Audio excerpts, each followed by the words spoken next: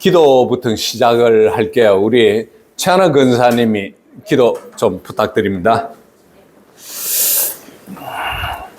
잠깐요. 예, 아무튼 하세요. 기도하겠습니다. 사랑이 많으신 하나님 아버지, 이렇게 정말 각자의 시간, 정말 이렇게 하나님 우리에게 시간을 누리라고 주셨지만 또 시간을 드려야 되기 때문에 우리가 정말 이렇게 청미에 모이게 하셔서 감사드립니다. 정말 바쁘고 분주한 시간을 쪼개어서 이곳에 와서 정말 우리가 이승만에 대해서 배울 때 정말 우리 아이들이, 우리 학생들이, 우리 청년들이 갖고 있던 그런 선입견들과 그리고 잘못 알고 있었던 세계관, 역사가 여러 가치관들이 많이 변할 수 있는 시간 되게 하여 주시옵소서. 아멘. 이 나라는 하나님이 주권자이시고 정말 예수 그리스도로 인하여서 세운 피의 나라이기 때문에 이 나라가 정말 지금 너무나 힘든 과정이 있습니다. 하지만 이 나라를 버리지 않으시고 이 조국 대한민국을 위하여서 애쓰시는 여러분들을 위하여서 기도합니다. 아멘. 다음 세대, 2030 세대가 정말 이 나라를 살릴 것이며 이 나라를 위해서 내가 무엇을 해야 되고 어떻게 공부를 하고 어떻게 알아야 하는지 그리고 우리의 가치가 무엇이고 정말 공부하는 목적과 살아가는 목적이 무엇인지 이번 시간을 통하여서 제대로 알 수 있게 하여 주시옵소서. 하나님 그리고 정말 이렇게 강의하시는 분들 그리고 스태프들 그리고 아직 오지 못한 우리 청년들 함께해 주셔서 정말 이 기간 동안 한 명도 나고되지 않고 끝까지 정말 자리를 채우고 정말 이 배우면서 배움의 기쁨이 무엇이고 내가 앞으로 어떻게 해야 될지 정말 이 시간을 보내면서 정말 마음을 다시 한번 다질 수 있는 시간이 되게 하여 주시옵소서. 주님 처음부터 마칠 때까지 주님께서 함께하여 주실 줄 믿으며 이 모든 말씀 예수님의 이름으로 기도드렸습니다. 아멘. 감사합니다. 혹시 리모트는 없지? 안 되지? 내 걸 한번 써볼까?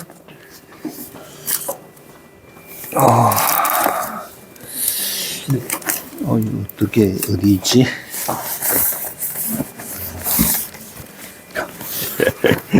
잡아내.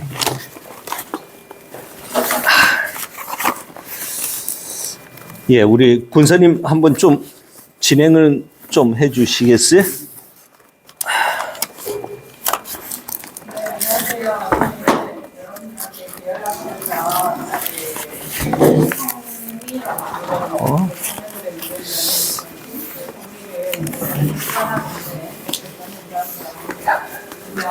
오늘 여기 강의해 주신 분은 바이오에스티라는 에이전시의 대표로 계시고 병원의 일반외과 원장으로 계시는 우리 의사 선생님이시기도 하신데 이승만 대통령에 대해서 너무너무 이제 많이 아시는 그리고 너무 존경하고 많이 아셔서 연구를 많이 하신 형 의사지만 또 이제 이승만 대통령의 전문가라고 할 수 있는 그런 정말 훌륭하신 분께서 연구하고 강의를 해주실 거고요. 강의 내용이 이승만 대통령을 우리가 어떻게 바라봐야 되는가 하는 것부터 시작해서 이 전체적인 세계관의 내용까지 포함될 겁니다. 그래서 집중해서 들으시면 너무 유익한 강의가 될 거고 오늘 강의를 강의할 때마다 강사분들이 조금씩 바뀌시거든요. 여러분들께서 수고를 해주실 거고 오늘 우리 안정용 대표님입니다. 우리 강의를 박수로 맞이하겠습니다.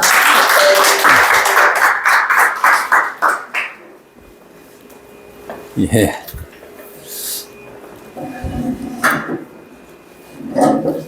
예, 반갑습니다. 방금 과분하게 소개받은 전문가는 아닙니다. 전문가는 아니고 열심히 공부하다 보니까 이렇게 뭐라고 해야 되나요? 그 사람을 닮아가요, 생각이. 예.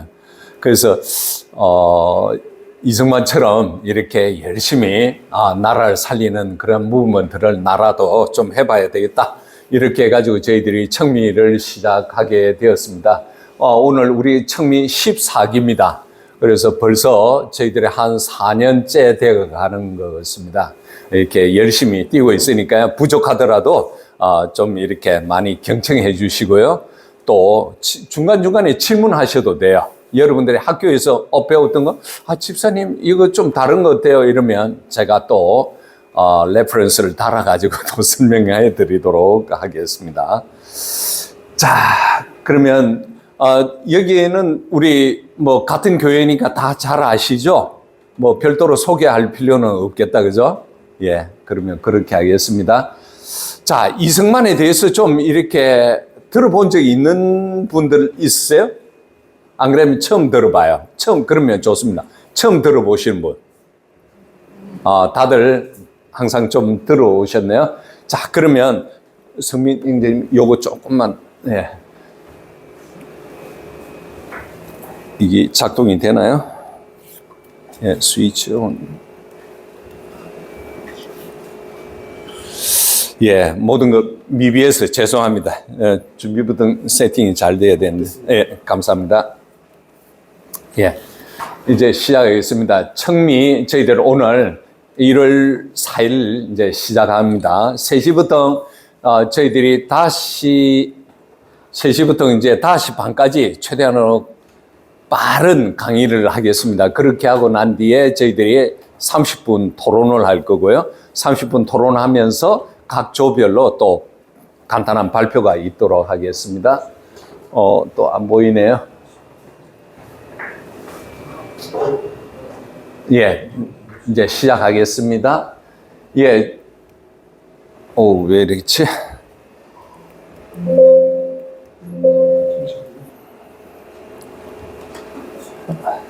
네, 지금 다시 한번 보시겠어요?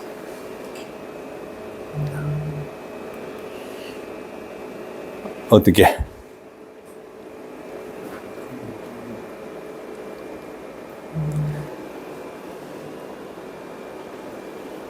네, 이제 안 되나요? 아유, 죄송합니다. 예.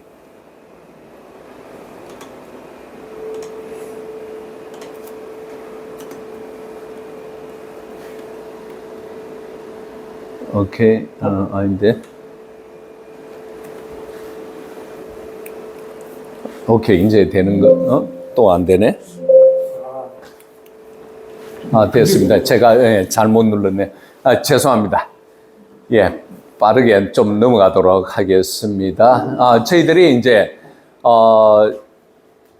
독립정신 한국교회 핍박 이승만의 저서로 할 겁니다. 1주차부터 5주차까지 독립정신 그 책 한 권을 가지고 약 450페이지 정도 됩니다. 그걸 하고요. 한 주 동안 이제 한국교회 핍박을 강의하고 그 다음에 7주차 때는 이제 현장 답사를 하겠습니다. 많은 학생들이 현장 답사를 가가지고 또, 와, 우리 이런 곳이 있었어? 처음 알았어. 라고 대답하는 사람이 있고요. 8주차 때는 각자가 이제 소감을 발표하고 총정리하는 시간이 되겠습니다. 그러면서 동시에 수여식도 이렇게 있겠습니다. 이제 각 강의 끝나는 마다 이제 발표를 간단히 할 겁니다. 지난 13기 여러분들이 잘 아는 여러분들 교회의 가장 이쁜 공주님들이 이제 이렇게 중간중간 발표하고 있는 장면들이 되겠습니다. 저희들은 3년 전부터 우리 권사님들하고 이제 6.25 때마다 포도원교회에서 저희들이 이승만 포럼을 계속 해왔습니다. 여기 참석해 보신 분 있었어요? 예, 다음부터는 꼭 참석해 주세요. 마이크 볼륨 조금만 높여 주실래요? 예. 자, 그러면서 중간중간에 Q&A도 이제 제가 할 예정입니다. 자, 이제 강의를 시작할게요. 여기 온도 조금만 낮춰주든지 안 그러면 하나만 좀 해주실래요? 자, 우리는 참 이렇게 우물한 개구리인 것 같아요. 지금 여러분들이 뭐 인터넷 통해서 많은 정보를 얻는 것 같아도 실제로 우물 안의 개구리예요. 우물 안의 개구리가 되면 우리는 망하게 돼요. 왜 그러냐? 기업의 하나를 예를 들겠습니다. 여러분 인텔 잘 알아요? 예, 인텔 우리 컴퓨터 보면 옛날에는 펜티움 집사님이 쓸 때는 인텔 인사이드라는 것이 항상 마크가 붙었어요. 그 정도로 인텔은 세계 최고의 기업이었습니다. 그러나 지금 상황이 어떠냐? 그들이 CPU 시장에서 굉장히 강력하게 배팅을 해가지고 기술의 초격차를 이루면서 세계 최고의 1위의 기업이 되었습니다. 그러나 핸드폰이 나오면서 거기에 대한 메모리에 대해서 자기들은 뒤처져 버렸어요. 뒤처지면서 이 회사가 지금 존폐 위기에 놓여 있습니다. 이거 불과 한 5년, 10년밖에 안 될 정도로 이렇게 빨리 기업이 망합니다. 그런데 식당, 차이니스 레스토랑 한 곳에서 이렇게 젊은 청년 몇 명이 이제 앞으로 미래의 반도체는 어떻게 될 건가? GPU가 발달이 될 것이다. 이렇게 해가지고 열심히 개발한 사람이 있습니다. 그 혹시 어떤 회사인지 알아요? 예. 어떤 회사냐면 이렇게 엔비디아라는 회사가 있어요. 들어봤어요? 이 회사가 요즘 2024년도 작년 6월 달에 전 세계 시가총액이라는 게 뭐죠? 주식 시장에서 그 주식 한 장 한 장 이렇게 합쳐가지고 한 총액이에요. 그게 세계 1위가 되었어요. 이렇게 신생 기업이 차이니스 레스토랑 테이블에서 몇 명이 모여서 연구 시작하면서 했던 기업이 이렇게 세계 최고의 반도체 기업이 되었습니다. 그래서 한국의 삼성 반도체도 여기에 납품하려고 지금 합격, 불합격 이렇게 대기하고 있는 중이에요. 그 정도로 이렇게 미래를 내다보는 청년들이 미리 앞으로는 어떤 세상이 될 거다 이렇게 공부를 하게 된다고 하면 연구를 하고 그리고 개발을 한다고 하면 세계 최고의 1위 기업이 될 겁니다. 그렇게 해서 우리는 이렇게 우물 안에 개구리가 되지 않고 이제 밖으로 튀어나와서 저 먼 세상을 바라볼 수 있는 우리 청년이 되기를 바랍니다. 자, 그렇게 해야만이 우리가 시대의 변화와 방향을 정확하게 알면 우리는 성공할 것이고요. 반대로 그렇지 못하고 우물 안에 개구리로 맨날 지내면서 불평불만만 쌓이면 우리는 망하게 된다는 것입니다. 우리 대한민국은 이렇게 먼 미래를 내다본 선각자가 있었습니다. 그분이 바로 이승만 대통령이라는 걸 여러분들에게 말씀드립니다. 제가 삼성 미래 리서치 센터에서 나온 보고서를 쭉 훑어보니까 와우 놀라웠어요. 앞으로 100년 후에 우리가 들어온 이야기는 자주 들었지 않습니까? 100년 후에는 어떻게 될까? 집사님이 이 데이터를 발견한 것이 5년 전이었으니까 앞으로 95년 후에는 어떻게 될까? 우리가 집을 통째로 드론에 매달아 가지고 자기가 좋아하는 휴양지에다가 이제 호텔에 물을 빌려도 없어요. 드론을 바다에 띄워 가지고 마음껏 이렇게 휴식을 취할 수가 있어요. 그러면서 밤 되면 어떻게 되겠어요? 유리창이 쫙 쉴드가 쳐져 가지고요. 자연적으로 밖에서 못 보게 돼가 있어요. 그리고 또 어떻게 되겠어요? 100년 후에 이렇게 이 바닷가 안쪽에 큰 아파트가 형성이 돼요. 그게 뭐죠? 수중 도시가 생기게 돼요. 수중 도시 안에서 에너지를 어디에서 뽑아내죠? 물에서 뽑아내겠죠. 그죠? 물에서 뽑아내가지고, H는 이제 수소 에너지를 쓰고, O는 어때요? 우리 산소를 공급하게 돼요. 그러면 수중 도시도 이제 이렇게 생존하는데 아무 문제가 없어요. 뿐만 아니라 여러분 시대에 이제 직장 생활 좀 하면서 20, 30년 후에 혹시 될지는 모르겠어요. 주말에 비행기를 타고가 아니고 이제는 로켓을 타고 달에 갔다가 올 수가 있어요. 앞으로 그런 시대가 펼쳐질 때 우리의 마음 자세는 어떻게 해야 되는가? 하나님을 알고요. 개인의 자유를 마음껏 발휘하면서 여러분들의 끼를 마음껏 발휘하면서 이렇게 타인과 선의 경쟁을 하면서 윤리, 도덕을 바로 무장을 해야 하고요. 바른 국가관을 가지면서 이렇게 나라를 발전시킬 수 있었으면 좋겠다는 생각이 듭니다. 그래서 저는 항상 이 사진을 보여드려요. 여러분들이 이 사진을 보면 막 머리가 띵해요? 아니면 참 신기해요? 신기하죠? 스티븐 잡스가 이런 꿈을 꾸었어요. 자기가 젊었을 때. 내가 세상을 좀 변화를 시켜보겠다고 그랬어요. 그렇게 하면서 그가 만들어낸 스마트폰이 여러분 지금 아침에 눈 뜨자마자 하나님을 먼저 찾아요? 스마트폰을 먼저 찾아요? 스마트폰을 먼저 찾죠. 하나님한테 좀 미안하긴 하지만 이렇게 스티븐 잡스가 세상을 완전히 이렇게 바꾸어 나간 거예요. 마찬가지로 여러분들의 멋진 집을 이렇게 땅에서 들어가지고 여러분들이 가고 싶은 곳을 갈 수 있는 그러한 큰 상상력을 한번 펼쳐 봤으면 좋겠어요. 그래서 젊음을 열기 위해서는 마음껏 여러분들이 꿈을 펼쳐볼 수 있기를 간절히 바랍니다. 그래서 저는 저희 소녀들을 위해서 항상 기도하는 것이 하나님이 이제 모세에게 거의 백성들을 이끌고 가면서 어디에요? 가나안 땅으로 들어가기 직전에 12지파에게 축복을 해요. 그 중에서 이렇게 이사갈과 스불론 이렇게 지파에게 모세가 어떤 축복을 하느냐면 저는 깜짝 놀랐어요. 바다와 이렇게 꽤 떨어져 있는데도 불구하고 다른 성경에서는 쉬운 성경에서는 이렇게 번역을 하고 있습니다. 바다 모래에 감추진 보물로 부자가 되게 하여 주시옵소서라고 합니다. 저는 여러분들에게도 바다에, 부산은 바다가 있죠. 그죠? 바다 속에 감추진 보물로 부자가 되었으면 좋겠어요. 그래서 요즘은, 저는 기도를 조금 바꾸었어요. 전 세계 공중에, 숨겨진 보물로 부자가 되게 하여 주시옵소서라고 우리 청년들 위해서 축복 기도할 겁니다. 왜냐하면 요즘은 전 세계에 보면 주식 하시는 분이 있어요? 혹시? 없죠?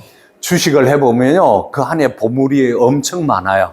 그래서 여러분들이 앞으로 이런 방면도 경제적인 부분을 좀 연구를 해가지고 큰 부자가 되어서 정말 선교사님들처럼 교회도 짓고 병원도 짓고 학교도 짓고 이렇게 해서 많은 사람들의 영육간에 치료하는 데 있어서 큰 도움이 될 수 있기를 간절히 바랍니다. 그래서 제가 여러분들이 그러면 어떻게 꿈을 꾸어야 돼요? 여러분들은 굉장히 좀 혼란스러울 거예요. 제가 손정희라는 사람 한번 소개하겠습니다. 이분은 어떤 분인지 아세요? 잘 모르죠. 소프트뱅크 들어보셨어요? 예, 한인 3세예요. 예, 한국인으로서 일본에서 태어나서 3세가 된 사람이에요. 이분이 일본에서 최고의 부자예요. 그것은 뭐냐? 어떤 회사를 운영하냐? 소프트뱅크라는 회사를 운영하고 있습니다. 그래서 이 소프트뱅크를 운영하는 손정희 회장이 자기가 책을 이렇게 저술을 했습니다. 뭐라고 하냐? 우리 회사가 300년의 왕국이 되었으면 좋겠다는 겁니다. 그러면 이분이 어릴 때부터 어떤 꿈을 꾸기 시작하면서 이렇게 큰 부자가 되고 또 전 세계에 많은 좋은 영향력을 미치는 기업가가 되었는지 한번 볼게요. 놀라운 것은 이분이 중학교 졸업하고 16살 때 미국에 유학을 가요. 그렇게 해가지고 19살 때 자기 인생의 계획을 세워요. 여기에 19살 다 넘어갔죠? 예. 예. 근데 손정희 회장은 19살 때 자기의 꿈을 50년 계획을 꾸어요. 어떻게 꾸는지 한번 우리 같이 청년들 다 같이 한번 읽어볼까요? 인생 50년 계획. 자, 1번 20대에 이름을 날린다. 2번 3대에 최소한 1천억 엔의 군자금 마련한다. 3번 40대 사업 성분을 낸다. 4번 50대 연 1조 매출 사업을 완성한다. 5번째 60대에 다음 세대 사업을 물려준다. 이 사람은 지금 60 넘었거든요. 이 전부 다 이루었어요. 그대로 이루었어요. 놀랍지 않아요? 예? 이분이 19살 때 꿈을 꾸고요. 24살 때 실제로 미국에서 돌아와서 이제 자기의 사업을 일본에서 시작을 해요. 사업을 시작했을 때 큰 대기업처럼 막 화스럽게 했을까요? 아니에요. 지하 단칸방에서 이렇게 아르바이트생, 여러분들처럼 아르바이트생 2명을 데려와 가지고 자기는 나무 상자 위에 딱 서서 마침 1000명, 10,000명이 되는 직원들에게 연설하듯이 기념식을 시작했어요. 어떻게 하냐? 우리는 일본을 넘어서 세계 최고의 IT 기업이 될 것이다. 우리의 목표는 작은 중소기업이 아니라 일본을 대표하고 세계 이름을 날리는 최고의 기업이 되겠다라고 이렇게 선포를 했습니다. 그런데 밑에 있는 아르바이트생 2명의 반응이 어땠을까요? 어땠을까요? 여러분들하고 좀 대화를 나누면서 하고 싶은데 오케이, 알겠습니다. 기념사 끝나자마자 박수 대신에 야, 이 미친놈아, 세상 물정도 모르는 하루 강아지 같은 놈아 하면서 2명의 알바생이 그냥 박차고 나갔어요. 그런데 참으로 놀라운 것은 성공하는 사람들은 신념이 있고 고집이 있어요. 그는 뭐라고 이렇게 이야기를 한 줄 아세요? 내 꿈이 허황되지 않았다는 것을 증명해 보이겠다. 그날 이후에 손정희는 자신의 꿈을 향해서 차근차근 키워나가면서 지금 세계 최고의 기업이 되었다는 것이죠. 우리가 성경 이거 다 같이 한번 읽어볼까요? 창세기 1장 28절. 자, 다 같이 읽어봅시다. 하나님이 그들에게 복을 주시면 그들에게 이르시되 생육하고 번성하여 땅에 충만하라. 땅을 정복하라. 저는 손정희 회장이 크리스찬인지 아닌지는 모르겠는데 얼핏 크리스찬이라는 말도 들었는데요. 그가 크리스찬이든 아니든 간에 세상 사람도 이렇게 자기가 어렸을 때 자기의 큰 꿈을 이렇게 계획을 하면서 이걸 성취해 나가는데 우리 크리스찬은 하나님이 세상을 창조하고 난 뒤에 우리에게 주신 큰 명령이 있죠. 바로 생육하고 번성하고 충만하라고 했습니다. 그리고 땅을 정복하라고 했습니다. 그래서 여기에 계신 우리 청년들이 그런 좀 배짱이 한번 있었으면 좋겠다는 생각이 들면서 오늘 강의를 들어주시면 참 좋을 것 같습니다. 그런데 손정희 회장이 25살에 그가 사업을 시작하면서 얼마나 열심히 뛰었는지 피로하면서 간염에 걸렸어요. 당시에 간염이 걸리면요, 황달이 생기면서 간 혼수 상태에 빠지면 죽어요. 그런데 좋은 내과 의사 만나가지고 그가 3년 동안 투병 생활을 하게 됩니다. 투병 생활을 하면서 놀라운 거는 그가 책을 4,000권이나 읽었어요. 여러분들 책 4,000권을 한번 도전해 볼 수 있을까요? 저는 평생 지금까지 4,000권을 못 읽은 것 같아요. 그런데 병상에서, 그것도 아픈 병상에서 3년 동안 4,000권의 책을 읽었어요. 그러면서 그가 이제 나중에 3년 후에 병이 완치되고 난 뒤에 회사로 복직하면서 소프트뱅크 회사가 초고속 성장을 하게 되었습니다. 왜 그렇게 된 줄 아세요? 자, 다음 페이지 볼까요?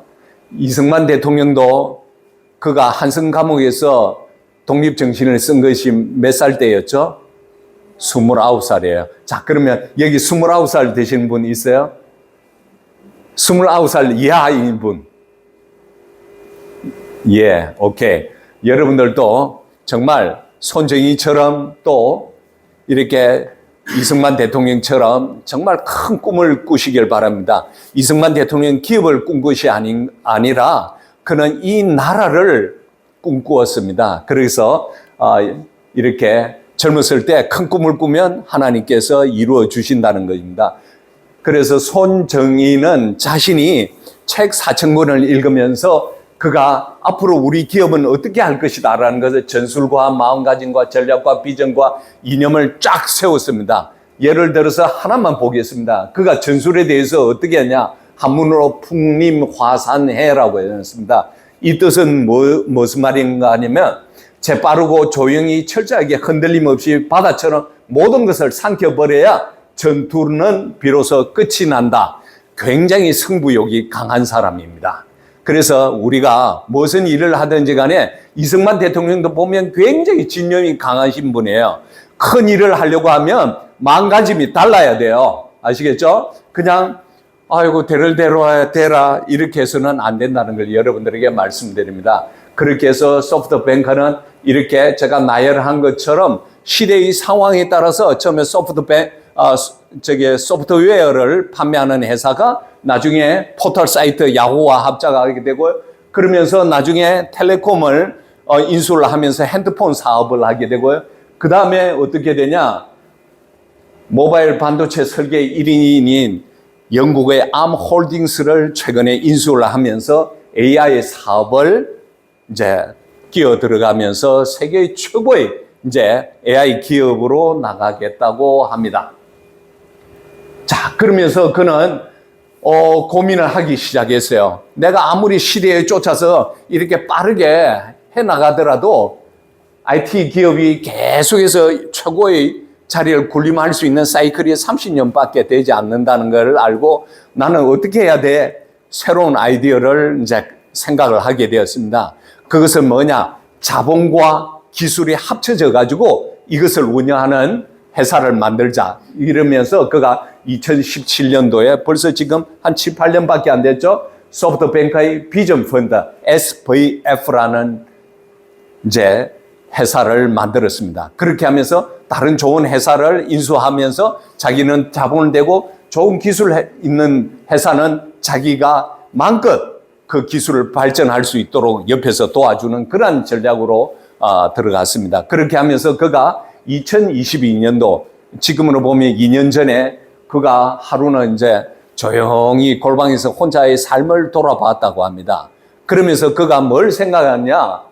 와, 저는 깜짝 놀랐어요. 60 넘은 이 사람이 자신의 삶을 돌아보면서 내가 이 정도로 끝나도 좋은가라고 펑펑 울었다고 합니다. 그러면서 그가 생각한 것은 그러면 내가 앞으로 인류를 위해서 어떤 공헌을 해야 되는가? 바로 인류의 미래를 만드는 아키텍처, 건축가가 되고 싶다. 그것은 바로 AI를 통해서 이 세상 돌아가는 큰 기둥들을 만들어내겠다고 합니다. 이승만 대통령은 이 대한민국을 세울 때 어떤 큰 기둥을, 5기둥을 세웠는지 여러분 아세요? 잘 모르시죠? 자, 그러면 저 따라서 같이 좀 해주세요. 물 좀 주시겠어요? 예, 첫 번째로는 자유민주주의. 두 번째, 시장경제. 3번, 한미동맹. 4번, 뭘까요? 기독교 입국론입니다. 이렇게 해서 4가지의 큰 기둥을 대한민국에 뿌리 박혔기 때문에 70여 년 동안 많은 지하에 있는 종북 주사파들이 그들이 이 나라를 해치고 없애려고 그렇게 발광을 쳐도 이 나라가 쉽게 지금 무너지지 않고 있다는 것입니다. 그래서 여러분들도 어떤 일들을 할 때 기본 골격을 항상 세우면서 나가기를 바랍니다. 자, 그러면 여러분들 잘 모르실 텐데요. 코로나 때 2, 3년 전에 수영로 교회 목사님인 정필도 목사님입니다. 저는 개인적으로 목사님과 자주 식사하고 그러면서 목사님이 청년들에게 항상 이렇게 말씀을 하세요. 뭐라고 말을 하느냐? 너희들은 큰 꿈을 꾸라. 호랑이 꿈을 꾸다가 보면 못 이루어도 고양이는 될 수 있다고 이야기를 합니다. 그래서 여러분들 아까 제가 이때까지 쭉 이야기했던 것은 뭐죠? 여러분들이 큰 꿈을 꾸기를 바란다는 겁니다. 그러면 이승만 대통령은 어떤 꿈을 꾸었을까? 제가 성공한 사람들의 일반적인 방정식입니다. 그들이 하나님 앞에서 기도하면서 나는 어떤 꿈을 가져야 되겠다. 이 꿈을 가면서 이제 계획과 지식을 세우게 됩니다. 그러면서 이제 일을 하다 보면 큰 고난도 닥치게 돼요. 큰 고난을 닥치게 되면 그걸 극복하고요. 또 거기에서 자기 점검을 하게 돼요. 회개하고요. 그러면서 이제 방향을 점검하면서 그 꿈을 이루게 나가게 된다는 겁니다. 그런데 이러한 큰 기업체를 죄송합니다. 자꾸 그러면 이제 제가 잠깐만요. 이렇게 성공한 기업가들은, 성공한 사람들은, 자기 분야에서 탁월한 사람들은 어떠냐면 그 꿈을 향해서 성취되었을 때 가장 중요한 것은 사회적으로, 국가적으로 이 독립정신이라는 것이 밑바탕이 되어야만이 성공할 수 있다는 거죠. 공산주의 국가에서 이렇게 자기의 꿈을 꾸었다고 해서 성공할 수 있을까요? 성공할 수가 없어요. 이렇게 자유민주주의 국가에서만 가능하다는 것을 여러분들에게 말씀을 드리는 겁니다. 혹시 여러분들께서 어떤 꿈을 꾸었는지 모르겠는데요. 나중에 제가 질문을 중간중간에 할 겁니다. 자, 여기서만 보시는 것처럼 이렇게 손정희 회장은 인류의 미래를 만드는 아키텍처가 되고 싶다고 이제 나중에 이야기했죠. 그러면 여러분들의 꿈은 무엇인가 제가 묻고 싶어요. 시간 관계상 한 분 이제 묻지 않고 그냥 넘어가도록 하겠습니다. 자, 이승만 대통령은 그가 한성 감옥에서 29살 때 이 독립정신이라는 책을 저술을 하게 되었습니다. 이 책을 통해서 그는 이 나라를 어떤 나라로 만들고 싶은지를 꿈을 꾸게 되었습니다. 그래서 제가 아까 전에 같이 우리가 외쳤던 것은 자유민주주의, 자유시장경제, 한미동맹, 기독교 입국론이었어요. 그 기둥을 그가 세우고 수많은 고난을 겪었습니다. 그러면서 그가 73세인 1948년 8월 15일 44년 만에 이 꿈을 이루었다는 것이죠. 여러분들도 혹시 자기 인생에 대해서 꿈을 꾼 적이 있어요? 우리 학생들? 있어요? 있죠? 당연히 있을 거예요. 그 꿈을 향해서 여러분들 포기하지 마시고 계속 꾸고 또 성취해 나가시길 바랍니다. 그래서 이승만 대통령의 꿈은 우리가 독립정신 다른 거 할 필요 없이 이 한 페이지만 달달 외워도 독립정신 다 끝났다고 할 수 있습니다. 그래서 이승만 대통령의 꿈이 어디에 실려 있냐? 독립정신 우리 책 보면 맨 마지막 장에 이렇게 기술이 되어 있습니다. 우리 다 같이 한번 읽어보시겠어요? 자, 지금 우리나라가 쓰러진 데서 일어나려고 하고 썩은 데서 싹이 나게 하려고 한다면 기독교를 근본으로 삼아야 한다. 그렇지 않으면 세계와 상통하여도 참 이익을 얻지 못하고 신학문을 열심히 배워도 효력이 없고 외교를 힘써도 동등한 관계를 맺지 못할 것이고 국권을 중하게 여기더라도 서양의 앞선 나라들과 참으로 동등한 지위를 이루지 못할 것이다. 의리를 숭상하더라도 사회의 기쁨이 한결같을 수 없고 자유 권리를 중하게 해도 균등한 자유의 한계를 알지 못할 것이다.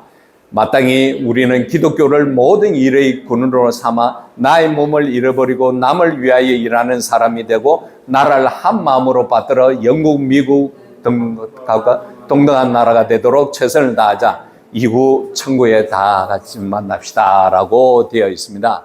이것이 이승만 대통령이에요. 이승만 대통령의 나라를 세우는 데 있어서 앞서 말하는 큰 4가지의 기둥도 있었죠. 그리고 실제적인 나라를 운영하는 데 있어서 또 6개의 기둥이 있습니다. 그것이 바로 첫 번째 통상이고요. 두 번째로는 신학문 법이고요. 세 번째 외교고, 네 번째 국권이고, 다섯 번째 의리고, 여섯 번째가 자유 권리라는 것입니다.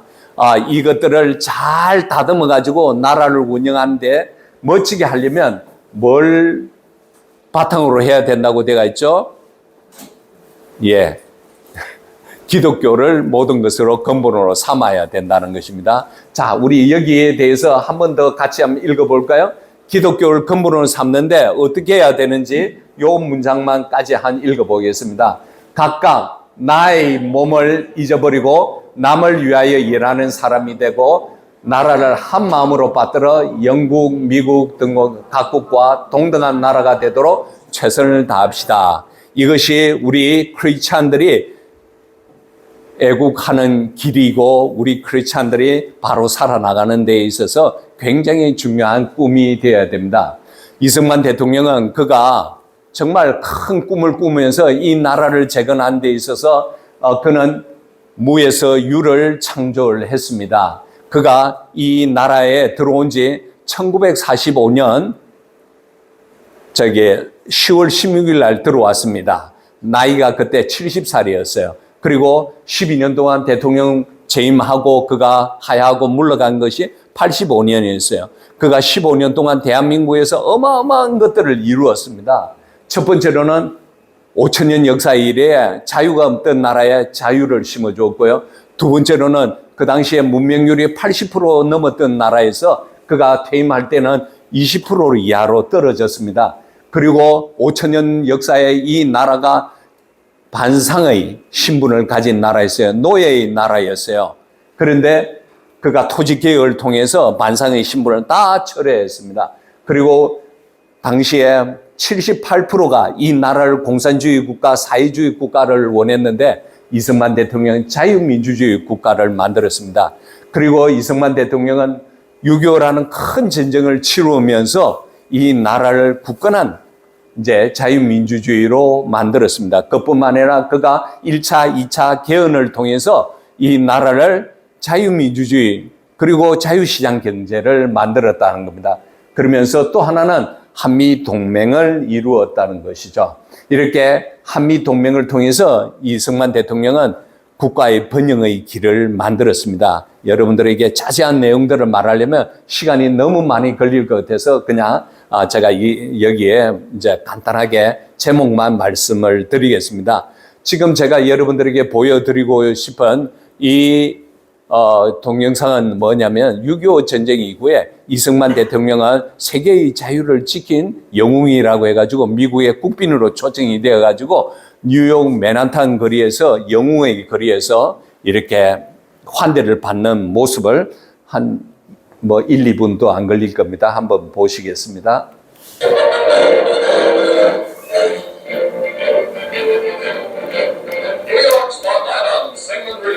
South Korea's president is greeted by a police lieutenant whose son was killed fighting in Korea. Now a motorcade through the famous skyscraper buildings of Lower Broadway.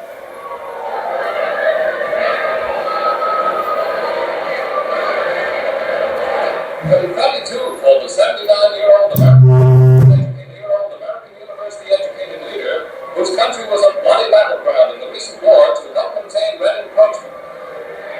Later at City Hall ceremonies for Dr. Reed, the big city's Medal of Honor from Mayor Wagner.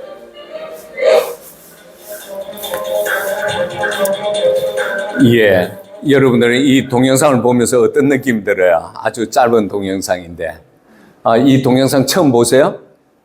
예, 이승만 대통령이 전 세계인의 환대를 받으면서 뉴욕 맨하탄의 영웅의 거리에 이렇게 퍼레이드를 벌이고 있는 장면이라는 것입니다. 이 지도를 보시면 여러 개 빨갛다는 것은 무엇을 뜻하죠? 공산주의 국가예요. 근데 여기 청색, 정말 조그마한 나라예요. 이 청색이 자유민주주의 국가예요. 그 시대로서는 도저히 불가능한 상황이었는데 이승만 대통령이 자유민주주의 국가를 지켜내므로 해서 우리가 오늘 이렇게 자유롭게 살고 있다는 것이죠. 그래서 여러분들께서 정말 이승만 대통령의 큰 업적들에 대해서 다시 한번 몰랐으면 다시 새기고요.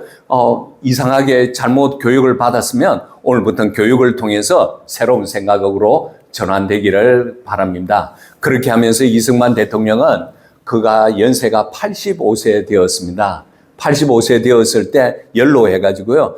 그 당시에 지금 1960년도 85세면요. 지금 나이로 어떻게 되냐면 120살, 150살쯤 되는 나이예요. 그러니까 생리적으로 보면 체력이 굉장히 떨어지고요. 막 근력도 약해지면서 막 쉽게 피로해지고 의욕이 없어지는 그런 시점이 되는 거야.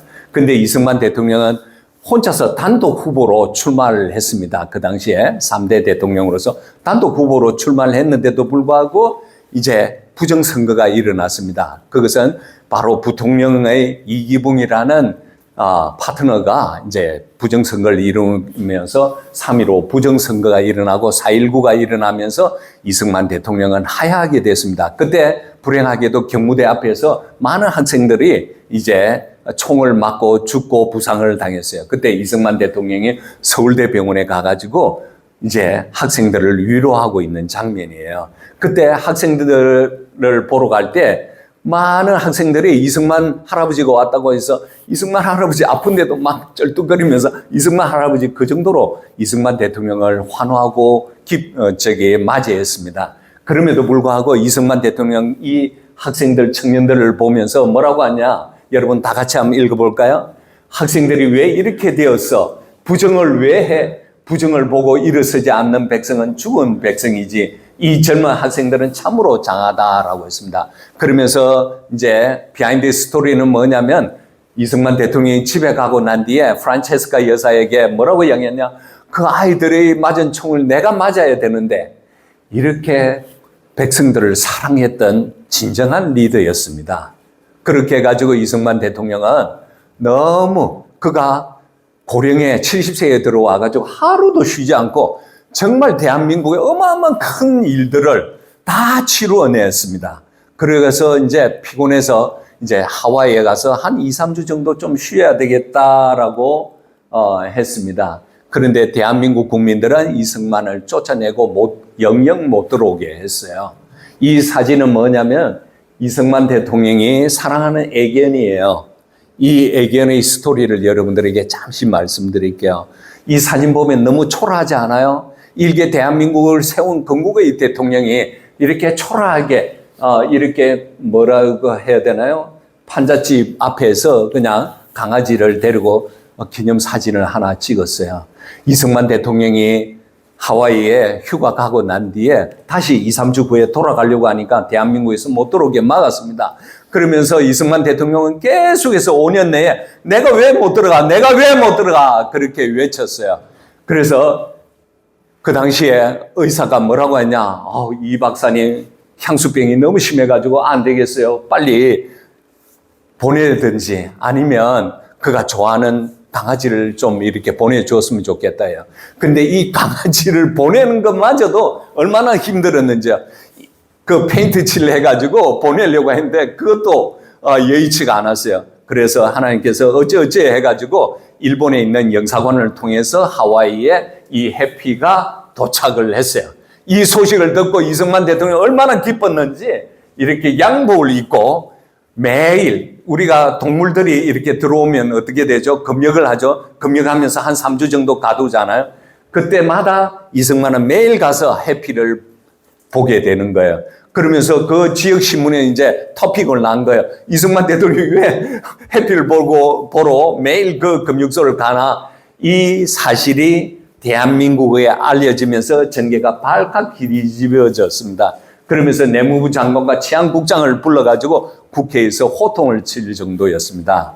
저는 이 장면을 보면서 참 쓸쓸한 웃음밖에 나오지 않아요. 왜 우리가 이렇게 나라를 세운 건국 대통령이 이렇게 홀대하고 있는지. 이 장면이 이승만 대통령 하야 후에 1960년 5월 29일 날 오전 8시 45분에 경호원인 김창근 씨가 부축하면서 비행기에 오르는 장면이에요. 이렇게 연로하신 분이 하와이를 가고 있는데 그가 이 나라에 돌아오고 싶었는데도 못 돌아오게 했습니다. 끝으로 5년 만에 1964년 6월 달에 그가 위장치열로 피를 토하면서 새벽에 돌아가시면서 이렇게 영영이 자기 발로 들어오지 못하고 시체의 원구를 통해서 고국의 땅을 밟게 된 이 참 비참한 사실을 우리 대한민국 국민들은 꼭 알아야 된다는 것을 여러분들에게 말씀드립니다. 자, 그러면서 이승만 대통령 하와이에서 항상 우리를 위해서 기도했어요. 정말 죽을 때까지도 우리를 위해서 기도를 했어요. 이분이 애국자 아니에요? 긴 것 같아요? 아닌 것 같아요? 우리 학생들. 예? 자, 우리가 이승만 대통령의 밥상머리에서 항상 나라를 위해서 기도를 했어요. 이 기도문도 같이 한번 읽어볼까요? 자, 이제 저희 천명이 다하여가매 아버지께서 저에게 주셨던 사명을 감당치 못하겠나이다. 바라옵건대 우리 민족의 앞날에 주님의 은총과 축복이 함께 하시옵소서. 우리 민족이 굳세게 서서 국방에서나 경제에서나 다시는 종의 멍에를 매지 않게 하여 주시옵소서. 국방에서나 경제에서나 다시는 종의 멍에를 매지 않게 하옵소서. 이승만 대통령의 이 기도가 하나님께서 성취해 주셨어요? 안 해 주셨어요? 성취해 주셨어요. 대한민국은 국방은 세계 6위예요. 경제는 지금 10위예요. 하나님께서 종의 멍에를 매지 않게 해 주셨어요. 이 한 사람의 기도를 통해서요. 그러면서 이승만 대통령은 돌아가시면서 유언을 남겼어요. 여러분들에게 유언을 남기는 거예요. 저에게 유언을 남겼던 거예요. 그 유언이 뭔지 한번 또 같이 읽어볼까요? 이랬던 나라의 독립을 다시 찾는 일이 얼마나 어렵고 힘들었는지 우리 국민은 알아야 하며 불행했던 과거사를 거울 삼아 다시는 어떤 종류의 것이든 노예의 멍에를 매지 않도록 해야 한다. 이것이 내가 우리 민족에게 주는 유언이다라고 하는 겁니다. 여러분들, 이 유언이 여러분들 마음속에 와닿으면서 찡하고 감동스럽고 눈물이 좀 맺히려고 하면 여러분들은 진정 이승만을 이해하고 있고 이 나라의 역사를 이해하신 분이라고 저는 생각하고 있습니다. 이승만은 이렇게 이야기를 했습니다. 이뤘던 나라를 독립을 다시 찾는 것이 얼마나 어려웠던지. 이승만 대통령은 그의 나이 평생 90에 나라의 독립을 위해서 그는 한 몸을 바쳤던 분이에요. 그러면 우리가 다시 찾기 위해서는 어떻게 해야 돼요? 불행했던 과거사를 거울 삼아야 된다는 겁니다. 그래서 저는 이걸 보면서 참으로 이런 생각이 들어요. 이승만 대통령은 히브리서 11장 32절에 보면 믿음의 사람에 대해서 쭉 열거를 해놨습니다. 내가 무슨 말을 다 하려? 기드온, 바락, 삼손, 입다, 다윗, 사무엘 선지자들의 이 일을 말하려면 내게 시간이 부족하리로다.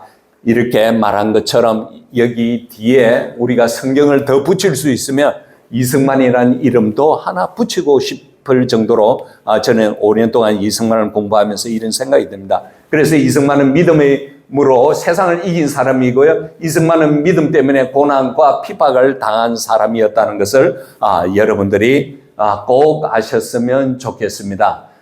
제 손녀예요. 제가 요즘 이제 2살이 되어가지고 제가 제 손녀에게 항상 너희들 이제 크면 할아버지가 이제 이승만에 대한 이야기도 해줄 거야.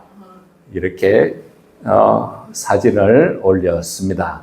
이 사진은 뭐냐면 이승만 대통령이 이제 고국에 돌아오려고 했으나 그가 이제 못 돌아오면서 좌절하고 이렇게 병상에 누워 있는 장면입니다. 그러면서 하루는 그가 병상 위에 여기 보면 가드레일가 굉장히 높잖아요. 근데 그 위에서 뭐라고 하냐? 내가 여기 왜 있어? 내가 서울 가야 돼. 이러면서 툭 떨어져가지고 온몸에 부상을 입었어요.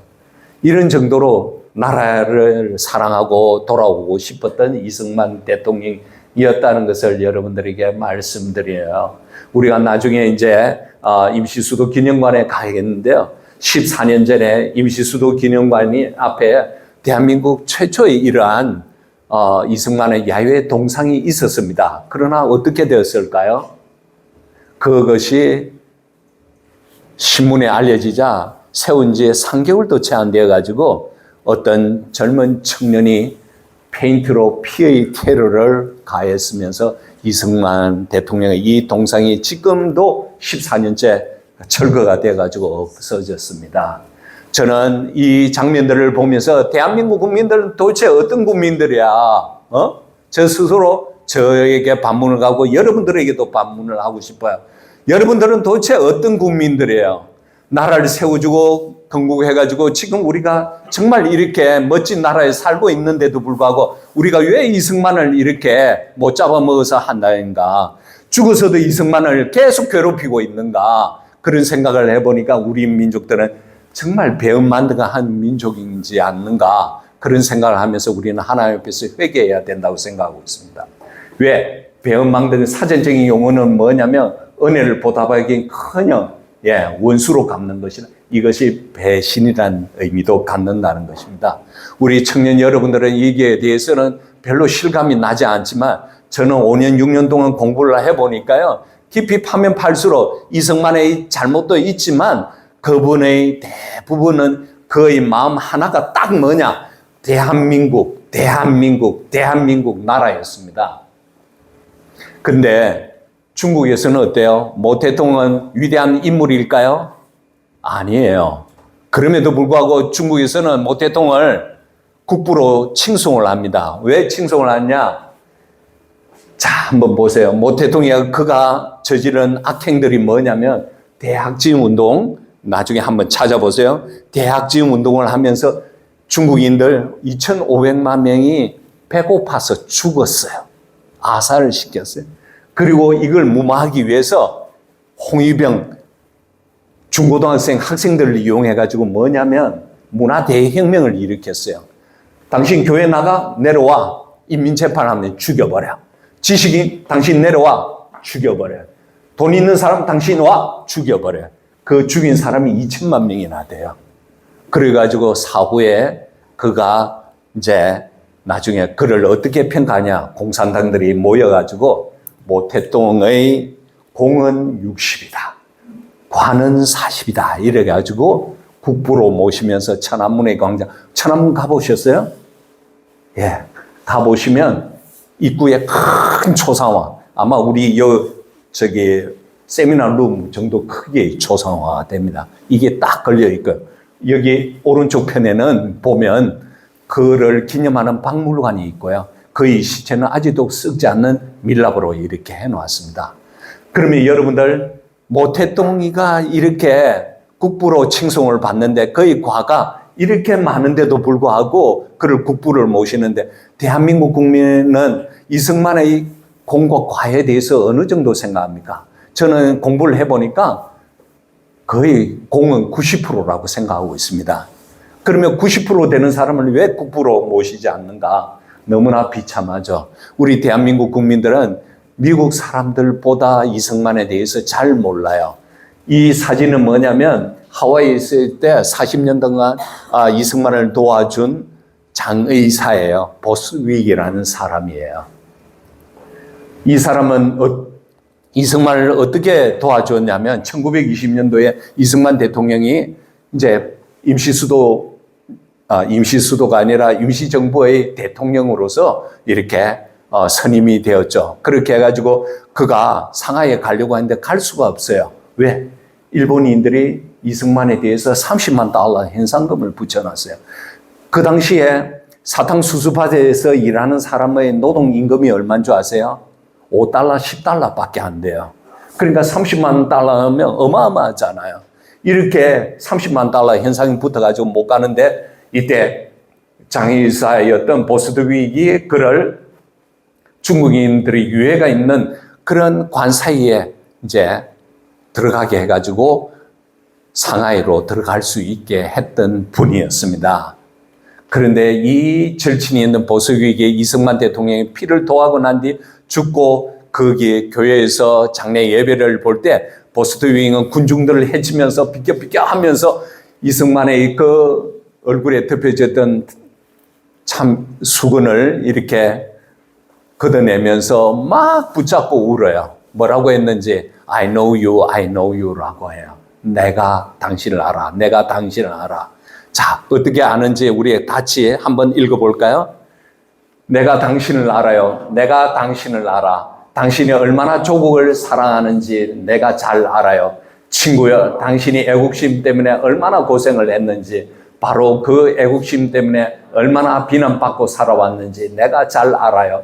사랑하는 친구요, 잘 가시오라고요. 이승만 대통령은 보스윅이 뭐라고 해요? 그가 잘못한 게 뭐 있어요? 딱 하나.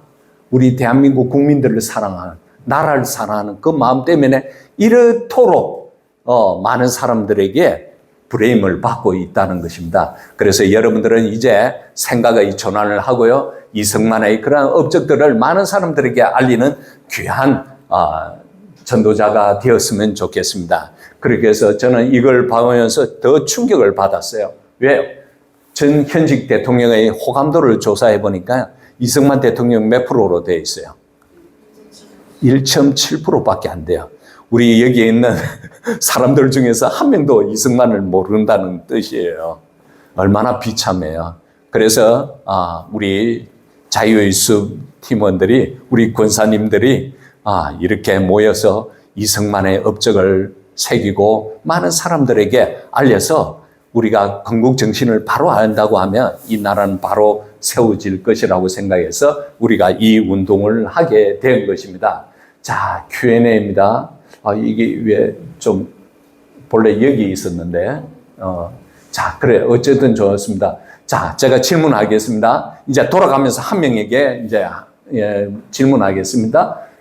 누가 이승만을 죽였나? 이승만의 공과 과가 몇 프로냐? 우리 여기에 청년부터 한번 이야기해 볼래요?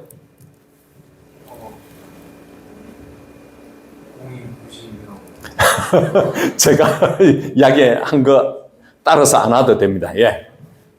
제 생각 잘 모르겠습니다. 예, 공이 90쯤 된다. 예. 그러면 누가 이승만을 죽였다고 생각해요? 향수병 때문에. 향수병 죽었다. 예. 예, 좋습니다. 그럼 대답도 되는데요. 지금 제가 이제 이승만 대통령이 죽고 난 뒤에 또 누가 이승만을 죽이고 있나? 김용욱이라는 사람 알아요? 도울. 그분이 이승만에 대해서 어떤 악담을 한 줄 알아요? 이승만은 미국의 괴뢰 퍼피라고 해요. 퍼피가 강아지죠. 그렇게 아주 저주를 했어요. 그러면서 뭐라 하냐? 현충원에 묻어있는 이승만의 묘를 파가지고 태평양에 버리겠다고 합니다. 엄청나게 EBS에서 엄청나게 많은 사람들이 그의 강의를 시청하는 그 지성인이 그 입에서 그렇게 나옵니다. 그러니까 이승만을 죽인 사람은 누구예요? 우리 대한민국 국민이고 좌익 역사학자들이에요. 이 사진은 보스토익 사진입니다. 당신은 보스토익보다 이승만을 더 잘 아는가요? 우리 뒤에 있는 자매님. 예? 잘 모르죠. 그래서 이제부터는 공부 열심히 합시다. 제 질문이 어려운 거 아니죠, 그죠? 이런 식으로 나가게 됩니다. 자, 그러면 한 3분 정도 쉬고 이제 또 제가 2부 강의를 시작하겠습니다. 다음 2부 강의는 뭐냐면 이승만의 전체 스토리를 이제 정리를 해드리겠습니다. 아시겠죠? 예.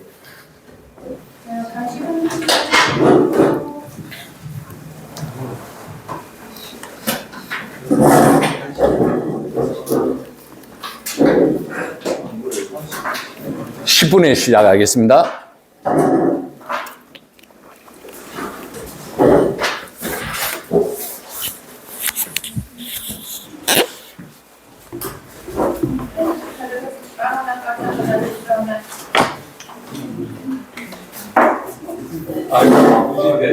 감사합니다. 감사합니다.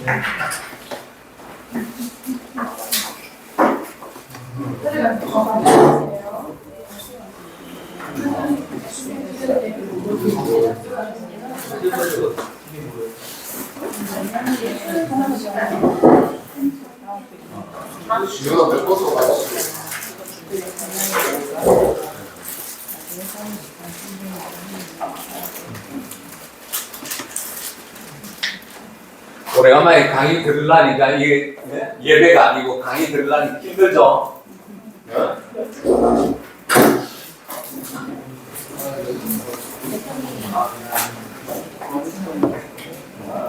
출국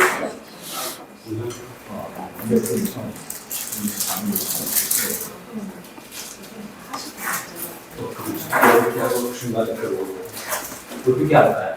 왜냐면 스토리가 연결이 되니까 주제들도 이렇게 처음에는 이제 나라의 위기에 대해서 준비하고 그 다음에 우리가 책임을 잘 알아야 된다. 그래서 그 다음에 우리가 정치를 다 해야 된다. 이런 식으로 연결이 되더라고요. 그래서 그 대신 나눠가는 제가 신뢰하는 이 스토리를 좀 알아서 되니까 제가 10분 단위로 정도까지 해야 되는구나.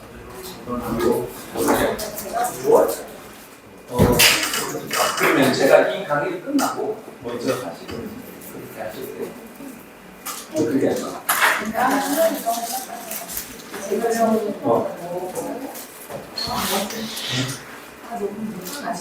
이강? 이강? 저 이강이에요. 자신의 자극과 책임과 자극과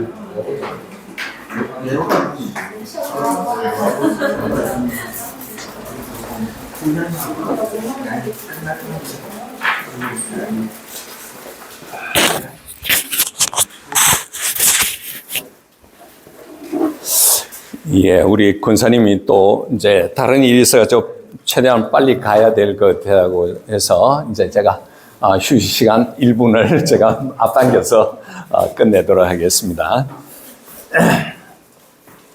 자, 이제 2부는 뭐 비교적 여러분들이 좀 들으시면 그냥 편안하게 듣고 그냥 지내셔도 될 내용들인 것 같습니다. 앞서서 이제 이승만 대통령이 그가 29살에 때 꿈을 꾸었던 그것을 이제 나라를 세우게 되었고요. 그러면서 그가 어떻게 해서 마지막을 보냈는지 그것을 여러분들에게 말씀을 드렸습니다. 이제 2부는 이승만의 태생에서부터 이제 전체적인 풀 스토리를 말씀드리도록 하겠습니다.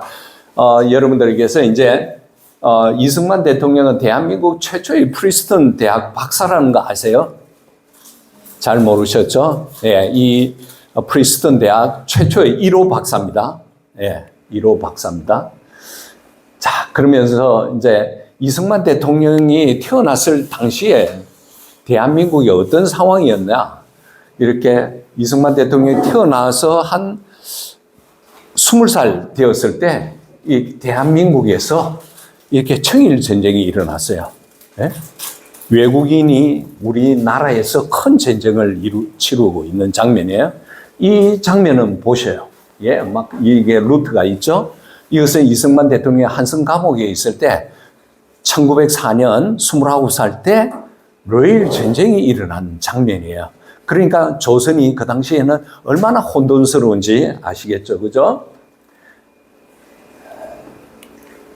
자, 그러면 우남 이승만의 그 사상과 종교적인 배경을 말씀드릴게요. 그는 1875년 3월 26일입니다.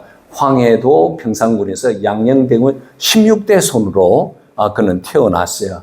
그러면서 그는 탁월한 천재였어요. 이승만은 IQ가 몇이라는 거 언급은 없어요. 그때 아마 IQ 테스트가 없었으니까요. 제가 이렇게 쭉 공부를 해보니까 제 나름대로 점수를 주면 IQ가 한 180 이상 되지 않았을까 그런 생각이 듭니다. 그러면서 그는 6살 때 이렇게 천자문을 달달달 외웠다고 합니다. 그리고 18 이전에 그는 사서오경 이런 책을 또 달달달 외웠어요.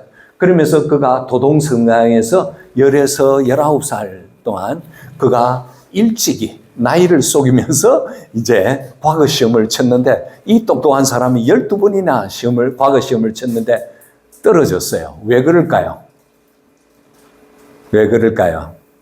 조국처럼 고종이 부정 입시를 치렀기 때문에요. 돈 주는 사람한테만 패스시켰기 때문에 돈 없는 이승만은 계속 떨어졌어요. 그러면서 이승만은 그 어머니는 아주 신실한 불교 신자예요. 그러다 보니까 그는 사상이 어떠냐면 구시대의 사고와 정신에 같이 있는 유교 주자 성리학자이면서 불교를 숭배했던 사람이었습니다. 근데 이 사람이 어떻게 예수를 믿게 되었는가 놀라운 반전들이 일어납니다. 이렇게 18살 때 아버지하고 찍은 사진이에요. 도동성당에 있을 때. 이때 이승만의 꿈은 뭐였을까요? 그는 벼슬아치를 해가지고 빨리 집안을 세우는 것이었어요. 그런데 그 꿈이 이루어졌을까요? 이루어지지 않았어요. 왜?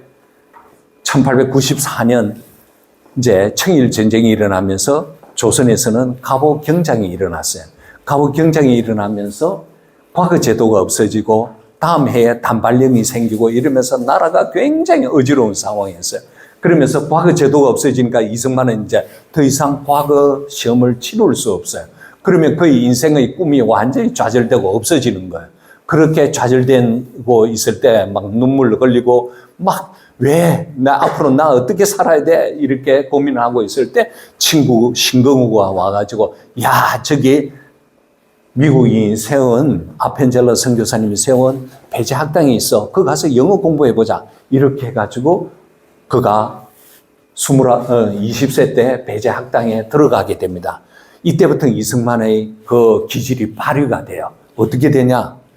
6개월 만에 영어를 마스터해요. 와, 집사님은 뭐 지금 6개월이 아니라 50년 됐는데도 영어를 마스터를 못해요. 그러니까 이렇게 탁월한 천재였어요. 그러면서 이제 보조교사를 일하니까 이제 페이가 나오고 가족을 양육을 하게 돼요. 그런데 더 중요한 거는 이승만은 영어보다 더 중요한 새로운 세상을 발견해요. 그것이 뭐냐? 서재필 박사, 폴버트 우리 벙커 목사님 막 역사 강의하고 이렇게 보면서 와, 미국에서 온 선교사님들이 그 사람들이 나라를 가만히 보니까 다 자유민주주의 국가야. 기독교 나라들이 다 자유민주주의 국가야. 한 사람에 의해서 그 사람의 행포로 인해서 국민들의 억압을 받지 않는다는 걸 알게 돼요.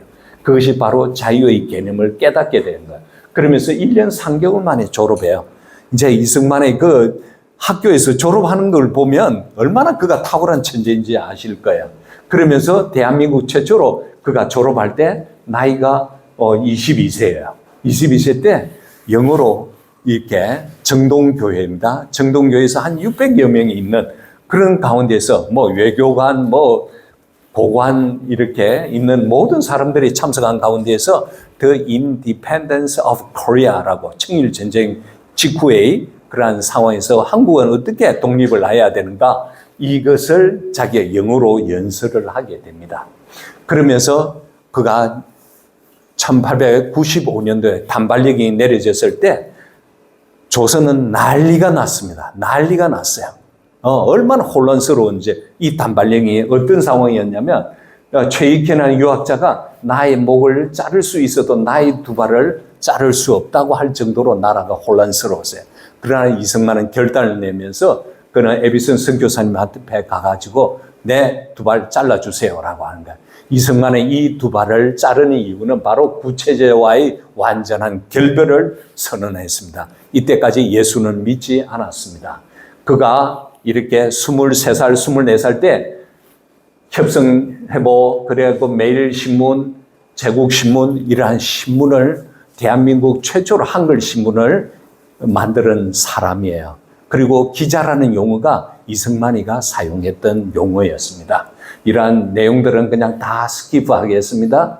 그렇게 해서 이승만은 이제 독립협회에 이제 인볼브가 되면서 1898년 3월 10일 만민공동회를 개최해요. 만민공동회가 뭔지 아세요? 만민공동회 종로예요. 막 이렇게 독립협회에 있는 개화파 사람들이 국민들을 깨우고 계몽하기 위해서 연설을 해요. 그래서 많은 사람들이 모여서 10,000명 이상이 모여서 이것을 만민공동회라고 하는 거예요. 거기에서 주시경과 함께 이승만은 탁월한 스피치를 하면서 많은 사람들이 와, 이승만은 탁월한 연설가다 이렇게 하면서 이승만의 인기가 굉장히 올라가게 돼요. 그렇게 하면서 이승만은 고종 황제의 폐위 음모에 가담하면서 체포령이 떨어져서 체포를 당하게 됩니다. 그러면서 그가 이제 한 달도 채 안 돼서 주시경이라는 자기 친구와 주시경이라는 사람은 누구냐면 대한민국 최초의 한글 뭐라고 해야 되나요? 학자입니다. 예. 그래서 이 사람이 탈옥을 도우려고 총을 가지고 와요. 이때 세 사람이 탈옥을 하는데 이승만도 총을 가지고 탈옥을 해요. 근데 그는 총은 쏘지를 않았어요. 그런데 그가 붙잡혔습니다. 붙잡혔는데 사형은 당하지는 않았지만 모진 매를 맞기 시작했습니다. 이때 이승만은 한성 감옥에서 5년 7개월 동안 그가 감옥살이를 하면서 그의 인생의 대전환점이 일어납니다. 그가 이렇게 탈옥을 해가지고 붙잡히면서 칼을 차고요, 다리에 차고를 차고요, 이렇게 다리 사이에 막대기를 넣은 줄이 털기를 하고, 그리고 곤장백대를 맞는, 그리고 어마어마한 그런 고문들을 당하게 됩니다. 그렇게 하면서 그가 참으로 언제 죽을지 모르는 그런 상황에서 이승만은 하나님 앞에서 기도를 합니다. 두려운 마음에서. 그것이 언제냐? 1899년 2월 2일 목요일 날 그가 하나님 앞에서 부르짖습니다. 뭐라고 부르짖냐? 주여 나의 영혼을 구하옵소서, 주여 이 나라를 구하옵소서라고 기도합니다. 그때 이승만 대통령은 마침 다메섹 도상에서 사도 바울이 빛과 음성을 들은 것처럼 이승만은 빛과 참으로 온기를 느끼게 되었습니다. 그 두려웠던 마음이 평안해지면서 주위에 추웠던 2월달이면 지금 얼마나 추워요, 그죠?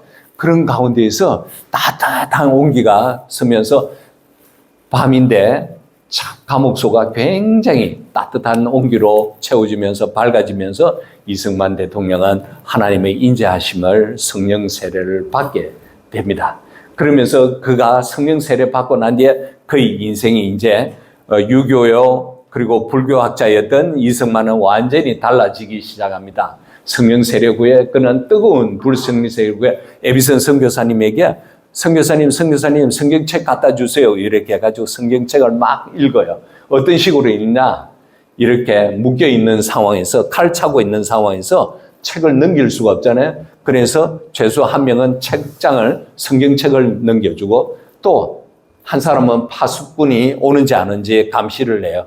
그렇게 하면서 이승만 대통령은 성경을 읽고 또 읽고 또 읽었습니다. 그러면서 그는 간증을 해요.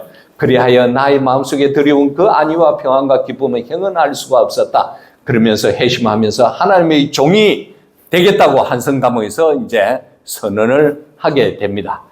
이것은 이승만 대통령이 돌아가시고 난 뒤에 그가 애독했던 영어 성경책이었습니다.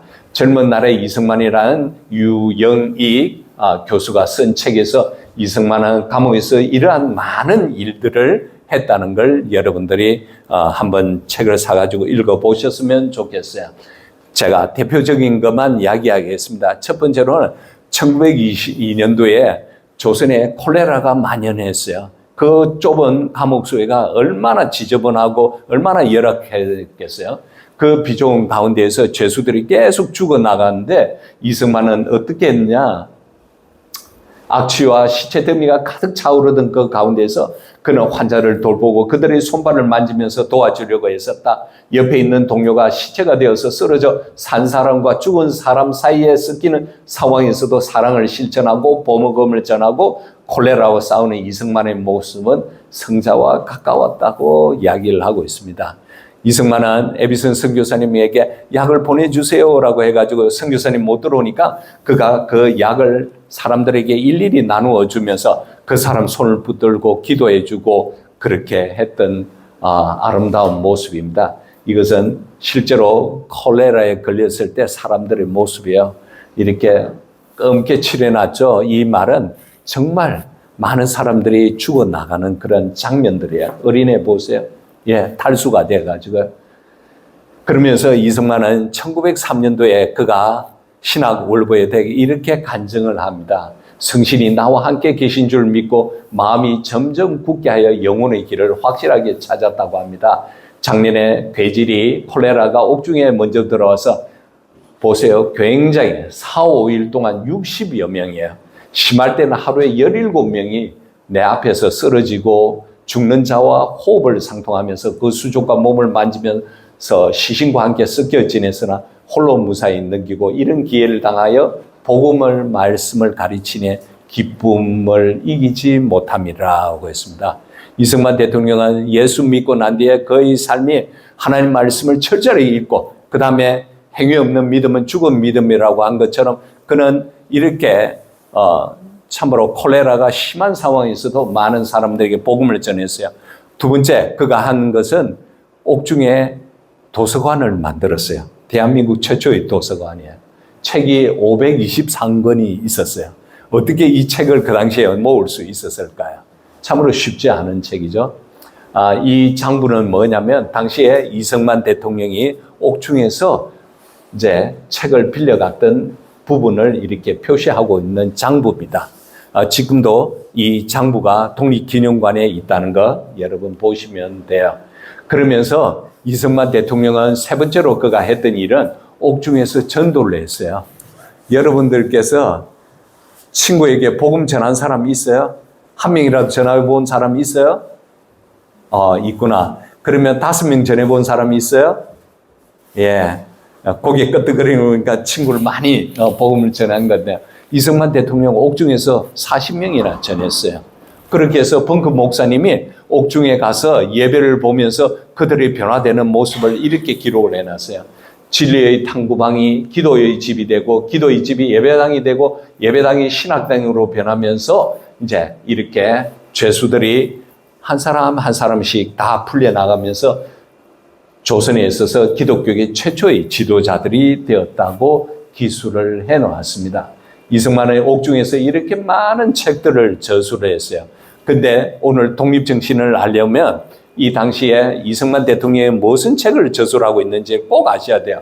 1904년도에 그가 대한민국 최초의 영한 사전을 만들고 있는 중에 레일 전쟁이 일어나면서 그가 독립정신이라는 책을 쓰게 되었습니다. 왜? 누가 이기든 간에 이 나라는 그들에 의해서 지배당할 것이라는 때문에 국민을 깨워야 되겠다. 이렇게 해가지고 독립정신을 만들었습니다.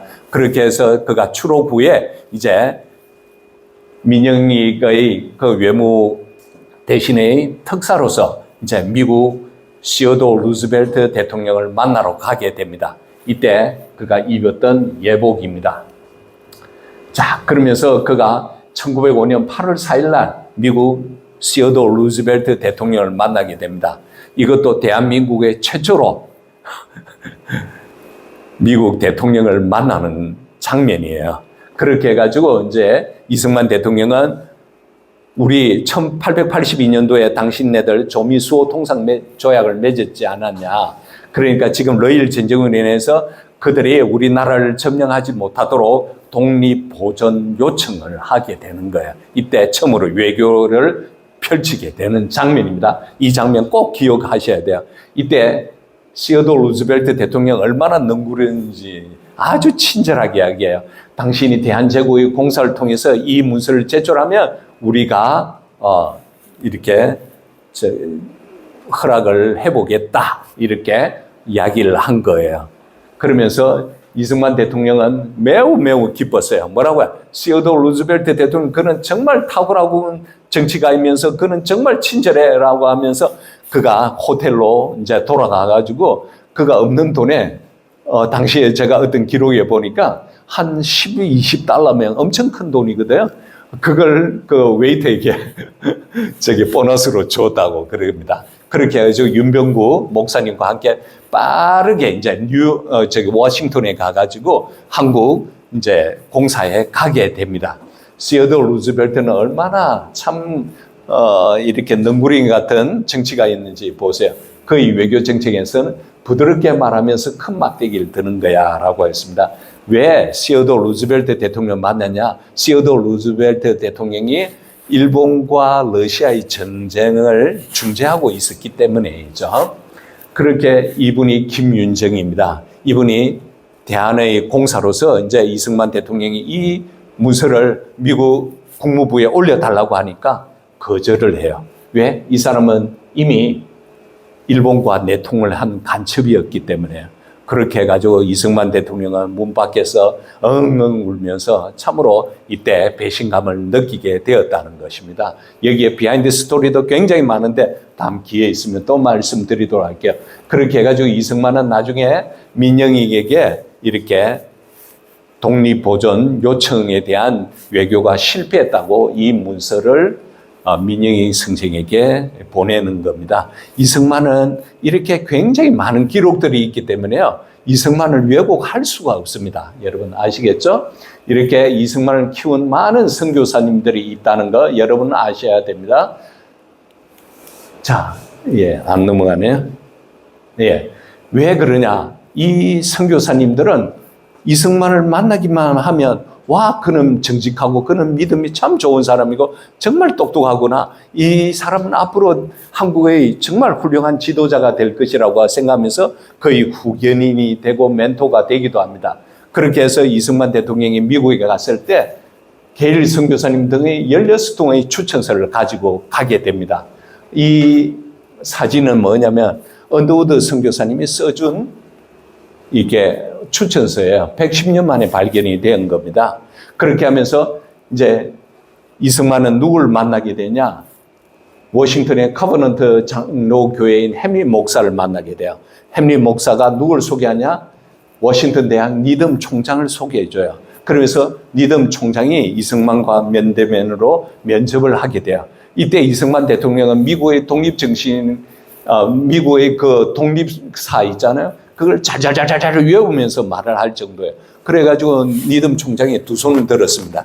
그러면서 오케이, 당신 2학년으로 편입해. 대학 2학년으로 편입했습니다. 그러면서 이승만의 그 희망은 워싱턴 대뿐만 아니라 하버드 대뿐만 아니라 프린스턴 대학에서 그가 항상 썼던 장래 희망이 바로 교역자, 목회 장학금을 받게 된다는 것입니다. 이렇게 해서 이승만 대통령은 5년 7개월 만에 세계 명문이 이러한 대학을 졸업을 하게 됩니다. 자, 나중에 질문할 건데 이승만 대통령은 미국에서 어떤 대학 졸업했는지 질문할 겁니다. 자, 보세요. 이 사진을 보시면 굉장히 놀라워요. 뭐냐면 이승만 대통령의 워싱턴 대학에서 졸업했을 때 졸업 앨범입니다. 이 내용 다 안 읽어드리고요. 여러분들께 중요한 부분만 말씀드릴게요. 이승만은 2년 반 만에 졸업했다. YMCA 회원으로서 토론클럽에서 식사 후에 항상 명연설을 자주 했다. 아침 채플 예배에 빠지지 않고 있었다.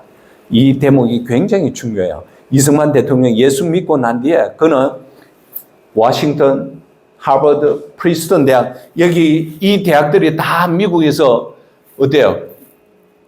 기독교 대학이거든요. 예. 아침 체포를 계속하고 있었을 때예요, 이때. 이승만은 이때 5년 7개월 동안 학교 다닐 때 한 번도 체포를 빠진 적이 없었다고 합니다.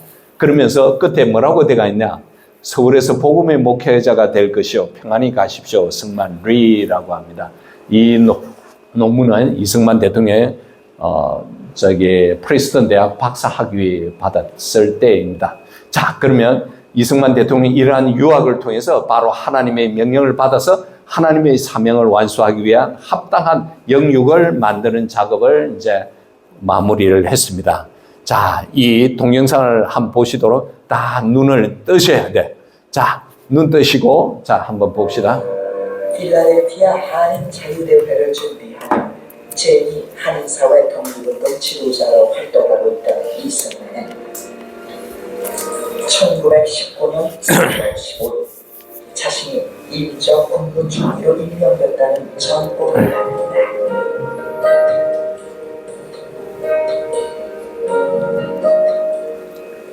이미 유명 인사가 돼 있었던 것이다. 당시 그의 나이 45. 그는 한인 사회는 물론 미국 내에서도 인정받는 최고의 엘리트였다.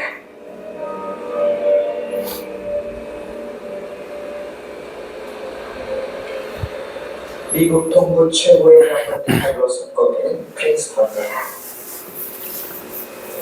2명의 미국 대통령을 배출한 이 대학에서 이승만은 미국 22대 대통령이자 당시 총장이었던 윌슨과 각별한 인연을 맺으며 박사 과정을 밟았다.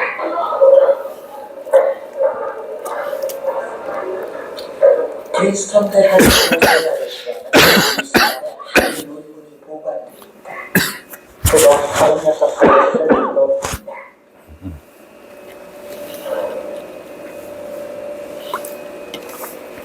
This is Sigmar Ray's dissertation from 1910, the original copy that he submitted. And this is the OLMAP file on Sigmar Ray, which contains all the University archives collected material on it. 신문지 조선에서 온 유학생 이승만이 국제법상에서의 전시 전문과 미국의 역할을 분석한 논문으로 박사학위를 받은 것이다. 그는 불과 2년 만에 이 박사학위를 수료하였다. Now, there's no less exceptional event than it would be today. For instance, if someone was to come to prison today, their death would take anywhere between 5 to 7 years. Less, even if they had a master's degree, as he had in decay, it would still take between 3 to 5 years, depending on the topic and depending on what they wanted to study. So 2 years is very good. 한국인 최초의 미국 미국 박사 이승만. 프린스턴 대학에 오기 전 이승만은 명문 하버드 대학에서 1년 반 만에 석사학위를 마쳤는데 그의 성적표를 보면 서양 역사, 정치학 관련 과목이 주류를 이룬다. 그의 관심사는 일찍부터 국제 정치였다.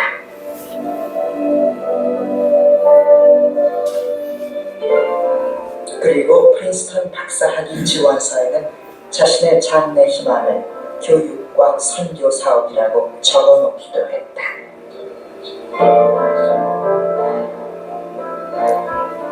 장차 조국에 돌아가 서양 문명을 도입하겠다는 것이 유학 시절 이승만의 계획이었던 것이다. 예, 보셨죠? 이승만의 꿈이 뭐였죠? 예, Literary and Christian Work라고 해놨습니다. 그는 정말 하나님의 일을 하고 싶다고 이렇게 이야기를 해놓았습니다. 하나님의 일은 바로 나라를 세우는 것이었죠.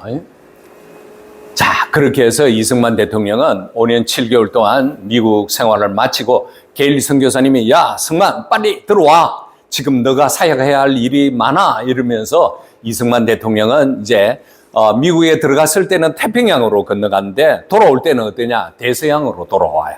그러면서 소련을 들려서 압록강 들어오면서 이제 10월 10일 날 이제 대한민국 한성에 도착을 하게 됩니다. 이때 압록강에 들어올 때 일본 순사들이 얼마나 감시가 심했는지 그걸 알 수가 있어요. 왜? 이승만은 주요 인물이기 때문이죠. 그 당시에 YMCA는 치외버근 지역이기 때문에 이승만은 그렇게 가더라도 이제 체포를 하지 못하는 상황이었습니다.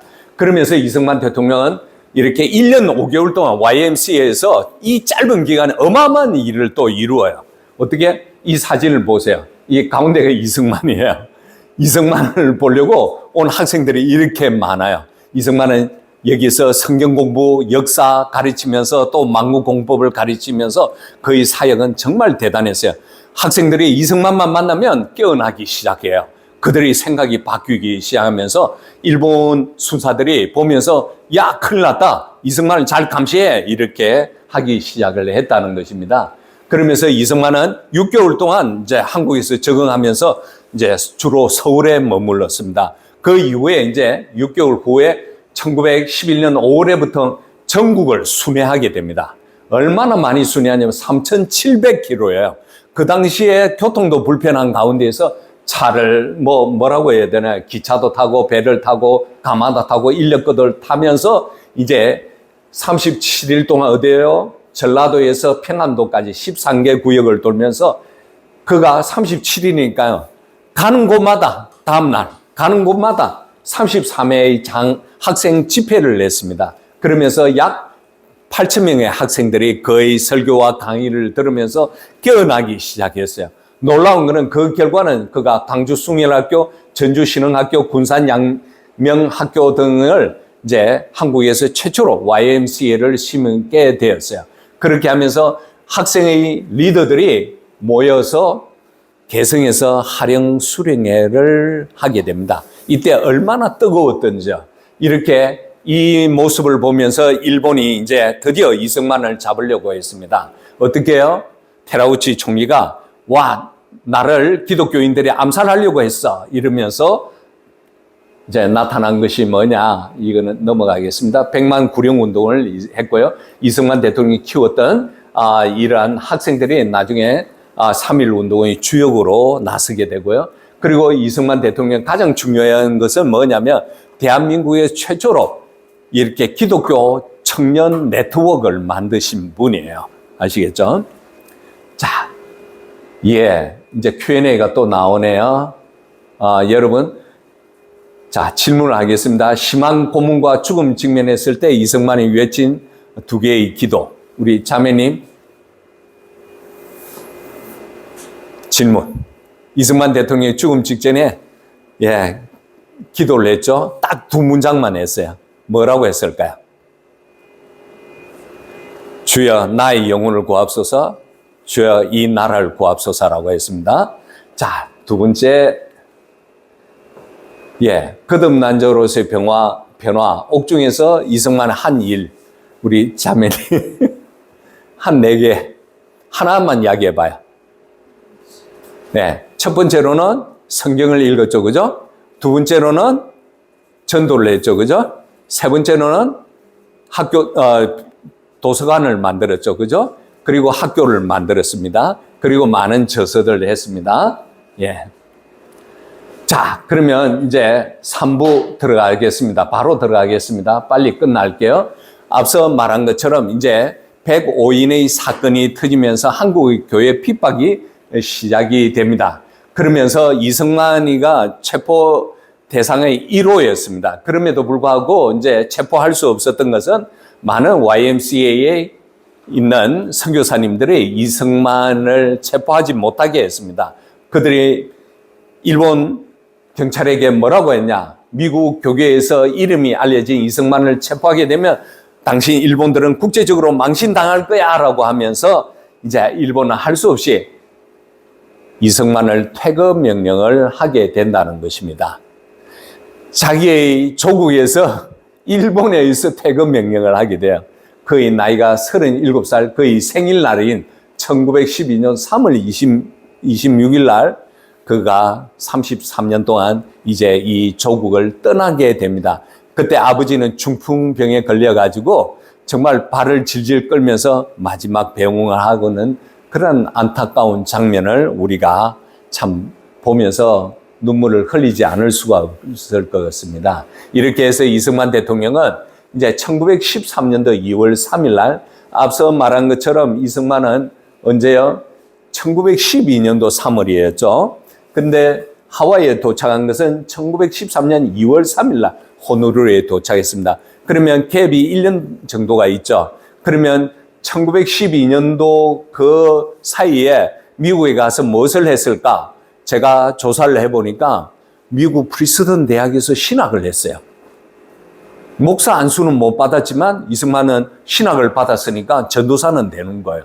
그래서 나중에 하와이에서 개척교회를 5개나 세워요. 놀라운 일이죠. 자, 그러면 그가 하와이에 도착한 날이 13년 2월 3일이에요. 그러면서 이제 목사님이 제공한 작은 숙소에서 도착 후에 2달 만에 한국교회 핍박이라는 책을 탈고를 하게 됩니다. 그래서 그는 한국교회 핍박에서 뭐라고 하냐? 한국의 독립이 기독교의 정신에 달려 있다는 사실을 알리기 위해서 이 책을 집필했다고 합니다. 그러면서 그는 비전을 선포합니다. 여기서 이 나라는 대한민국은 동양 최초의 기독교 나라가 될 것이라고 비전을 선포합니다. 그 비전이 이루어졌을까요? 안 이루어졌을까요? 예, 이루어졌습니다. 예, 그러면서 하와이에서 이렇게 학교 교육 사역도 했고요. 그 다음에 또 이렇게 교회 사역도 했고요. 개척교회도 했고요. 그리고 이제 여기에 보면 이승만은 경제 자립을 위해서 이제 숯을 굽는 그런 공장도 만들었습니다. 그리고 태평양 잡지를 통해서 문서 사역도 이렇게 전 세계 한인들에게 공급을 해 주었습니다. 자, 그러면서 이제 마지막 끝날 부분인데요. 이렇게 이승만 대통령이 많은 저서를 만들면서 그가 외교 활동 특히 1941년도부터 1945년도 태평양 전쟁이 있을 때 그는 이 나라의 독립을 위해서 많은 사람들 대상으로 이제 연설을 합니다. 51회 이상을 연설을 합니다. 그뿐만 아니라 많은 사람들이 이승만은 무장 독립운동하고는 상관없다고 이야기하는데 실제로 외교 독립과 무장 독립은 연장선상에 있다는 것입니다. 1904년 2월 이승만은 비밀 서신에서 김구와 무력 항쟁을 논의를 한 요 문서가 또 이렇게 발견이 되었습니다.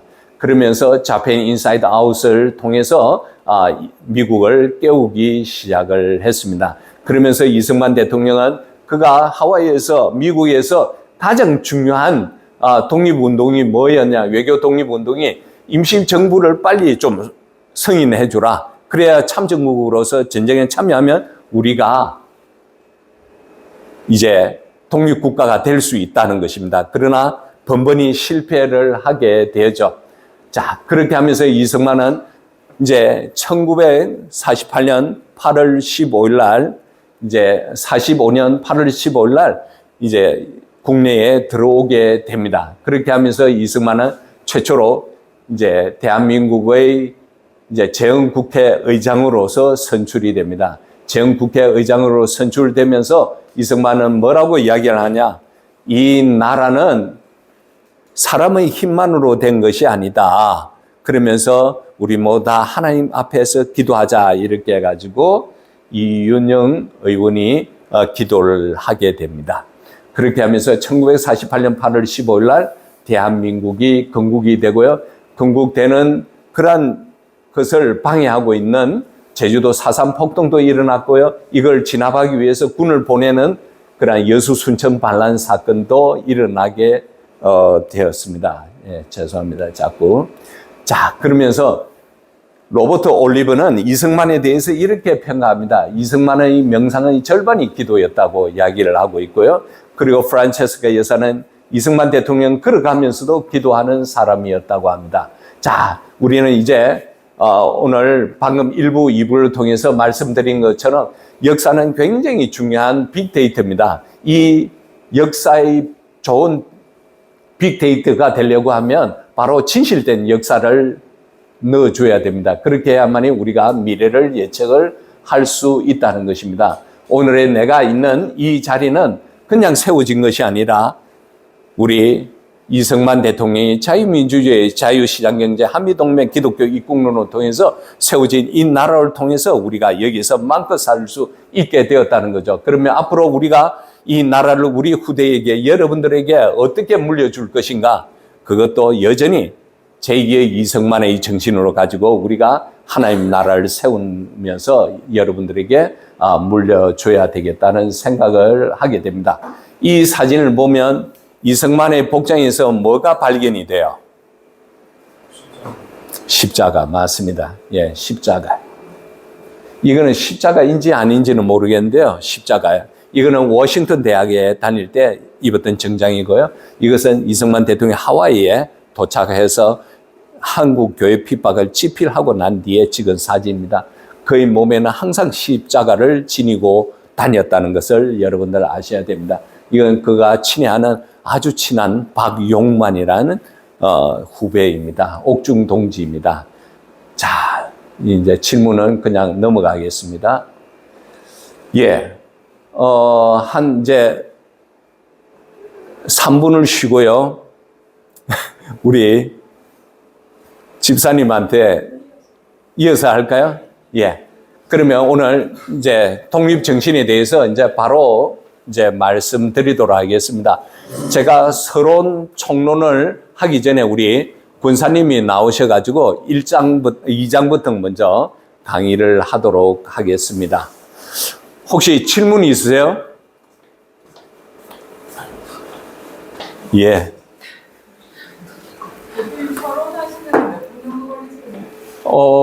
한 3분 정도씩 줄일게요. 예, 3분씩 할게요. 제가 하는 거요? 제가 한 10분 정도.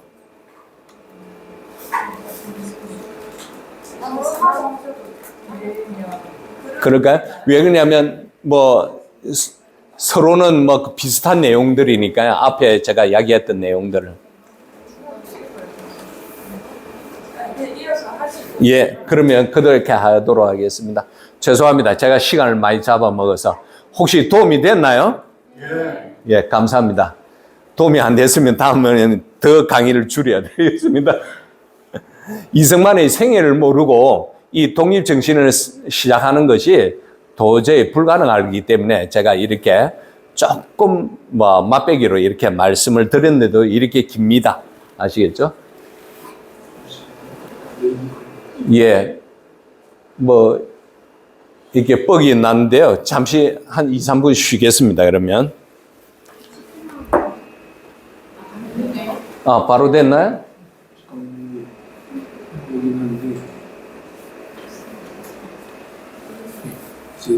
예, 그러면 제가 바로 빠른 시간 내에 시작하겠습니다. 자, 이승만에 넘어가겠습니다. 이승만 대통령이 참으로 위대한 지도자입니다. 그럼에도 불구하고 이 나라가 계속 많은 고난을 겪는 이유는 미국에서는 이렇게 워싱턴 다음에 이렇게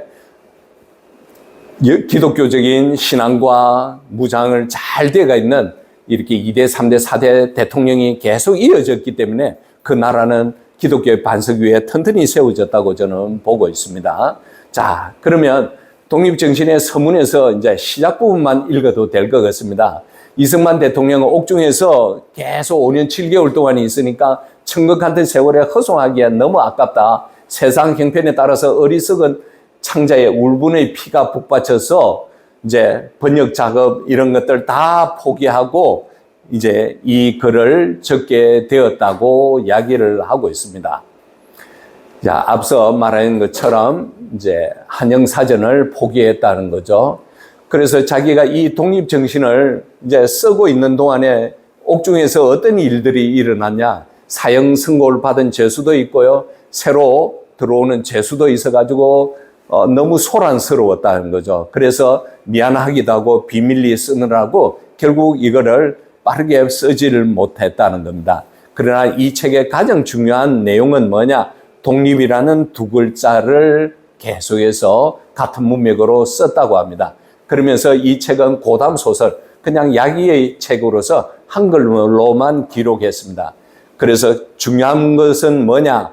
특별히 백성들을 향해서 이야기한 것은 대한의 장래가 전적으로 여기 아래 사람, 아래 인민들에게 달려 있기 때문이라고 이야기를 하고 있습니다. 이승만 대통령은 독립정신을 쓰면서 윗사람에 대해서 당신들 빨리 새로운 생각으로 하세요. 고쳐요. 그렇게 이 나라를 이끄세요라고 말하지 않았다는 겁니다. 여러분들이 고치고 여러분들이 새로운 생각을 해서 이 나라를 살려야 된다고 이야기를 하고 있습니다. 자, 그러면 이제 넘어가겠고요. 자, 그러면서 나라 안에 더욱 이제 무식하고 천하며 어리석고 약한 형제 자매들이 가장 많이 이 책에 관심을 가져서 스스로 일어나는 마음이 생겨서 차차 행동하기를 심하고 남을 또한 인도하여서 인심이 날마다 변하고 풍속이 고쳐져서 아래에서부터 변하여 썩은 데서 싹이 나고 죽음에서 살아나기를 원하노라라고 이야기를 하고 있습니다. 우리 여기에 앉아있는 청년 여러분들과 우리 일반 성도들에게 이제 이 책을 읽고 깨어나서 많은 사람들에게 좋은 영향력을 미치라고 한 것이 이승만의 당시의 서문이었습니다. 그러면서 박용만이가 또 쓴 것이 우리 조선 4,000년 역사에서 처음으로 부르는 소리며 또한 처음으로 듣는 소식이 바로 이 독립이라는 책이었다고 이야기를 하고 있습니다. 그는 이제 그 미국에 가서 그가 옥중 동지였어요. 이승만과 함께 옥중에 있을 때 이승만의 그 독립정신 책을 이제 나중에 미국에 갈 때 트렁크 밑바닥에 숨겨가지고 이승만에게 전해주고 미국에서 출판하는 그 사람이었습니다. 근데 이 출판하는 데 있어서 굉장히 어려운 시간들이 많았는데 용서해 달라는 친구들 이야기를 했습니다. 그러면서 그가 이 글을 아름다운 소리가 사방으로 들리자 마침내 이 글을 좋아하고 뜻을 같이 하는 친구들이 마음을 합하여 힘을 합하니까 1년 동안 노력한 후에 비로소 이 글이 출판이 되었다고 이야기를 하고 있습니다. 이것이 너무 늦게 출판된 것이 아닌가라는 좀 죄책감도 있었습니다. 이 사진은 굉장히 중요한 사진입니다. 무슨 사진이냐? 이승만 대통령이 이제 한성 감옥에서 썼던 독립정신이 우리가 원고 그냥 한 페이지 한 페이지로 생각하고 있죠? 아니에요. 새끼줄 꼬듯이 이렇게 꼬아가지고 박용만이가 트렁크 밑바닥에 넣어가지고 가져온 것입니다. 그렇게 해가지고 이 책은 1910년도 로스앤젤레스에서 처음으로 출간한 거고요. 이거는 해방 후에 1949년도에 서울에서 출판한 것이라고 생각하시면 됩니다. 예, 문양목 선생, 이거는 앞서 제가 대충 이야기했던 내용들이라 그냥 넘어가겠습니다. 자, 그러면서 이승만은 천신만고를 다 겪으면서 충의 피를 몸속에 잠시도 식지 아니하면서 이제 신문에 논설도 쓰고요. 주야로 혼자서 학업도 공부도 하고요. 그러면서 청일전기도 이제 1900년도에 이렇게 다 적었다고 합니다. 저희 자유숲에 들어오면 청일전기를 1페이지에서부터 끝까지 다 제가 이렇게 정리해가지고 읽고 수록을 해놨습니다. 자, 이렇게 넘어가겠고요. 오케이. 자, 그러면서 이 책이 출간되는데 몰수당할까 압수당할까 정말 어려운 상황이 있었지만 미국의 자유민주주의 국가에서 다행히 출판함으로 해서 이것이 우리의 복이었다고 이야기를 하고 있습니다. 자, 그 다음에 이제 2차 발간문은 언제냐면 하와이에서 발간한 것입니다. 1905년도에 학사 박용만 씨의 트렁크 밑바닥에 갇혀서 태평양으로 건너왔다고 합니다. 자, 여러 가지 어려움에 대해서 적은 것이고요. 그 중에 하나 재미있는 에피소드를 하나 이야기를 할게요. 이승만 대통령이 1910년도에 본국에 갔잖아요. 그죠? 본국에 돌아가 있을 때 경양 각처에서 남녀 친구들이 밤에 조용히 찾아와서 정탐꾼이 아니라 소개서를 보이면서 독립정신 책이 있으면 한 권을 구하려고 했다. 값이 아무리 비싼 것이라도 지불하겠노라 하고 당부하는 곳이 여러 곳이 있었다라고 이야기를 하고 있습니다. 예, 자, 그러면서 중요한 거는 또, 예, 이 부분이에요. 이 책을 이렇게 출간한 데서 도와주었던 사람이 돈 많은 사람들이 아니었어요. 네브라스카, 캘리포니아 등 철로 건설 노동자, 포도와 귤과 함수초를 힘든 노동으로 번 돈으로 이거를 발행하였니 이 글을 이제 이 일에 쏟은 노력도 장하거니와 빚을 져가면서 아침 저녁 식사도 놓치면서 밤낮으로 식잡한 활잡한 작업을 하여 이 글을 인쇄한 이들의 정성도 과연 우리나라의 독립을 위하여 목숨을 내어놓고 전장에 나가 싸우는 충성만 못하지 않다고 할 것이다 라고 이야기를 하고 있습니다. 그러므로 해서 이승만은 이 사람들을 이야기하기를 뭐라냐, 다들 이름을 드러내거나 다들 사사로운 이익을 바라서 한 것이 아니고 다만 우리 국민에게 알려주고자 하는 한 가지 욕심 때문입니다 라고 이야기를 하고 있습니다. 자, 그러면서 저희들 자유숲이 2021년도 10월 30일부터 청미를 시작을 했습니다. 중간에 붙인 것은 이승만 대통령이 이제 귀국 후에 쓴 서문이라고 생각하시면 됩니다. 이거는 앞서 제가 쭉 이야기했던 내용과 일통상명하니까 그냥 넘어가겠습니다. 자, 그러면 이제 총론으로 이제 들어가겠습니다.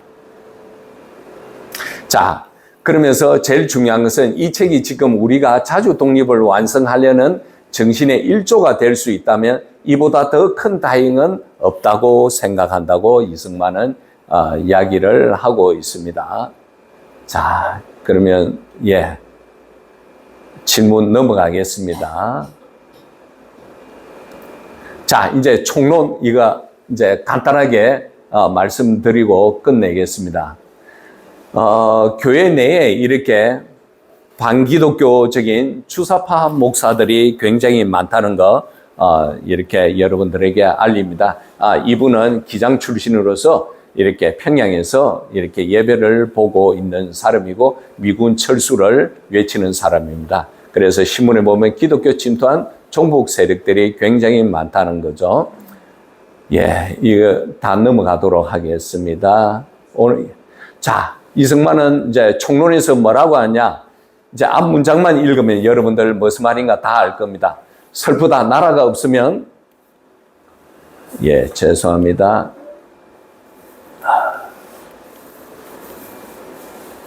슬프다, 나라가 없으면 집이 어디 있으며, 집이 없으면 내 한 몸과 부모, 처자, 형제, 자매, 혹 훗날 자손들이 다 어디서 살며 어디로 가겠는가라고 이야기를 하고 있습니다. 이 말은 나라가 없으면 우리 개인도 없고 집도 없고 기업도 없고 교회도 없다는 것을 이야기하고 있습니다. 그러면서 이제 총론에서 우리는 지금 망망대해에 놓여 있는 큰 배를 타고 있는 우리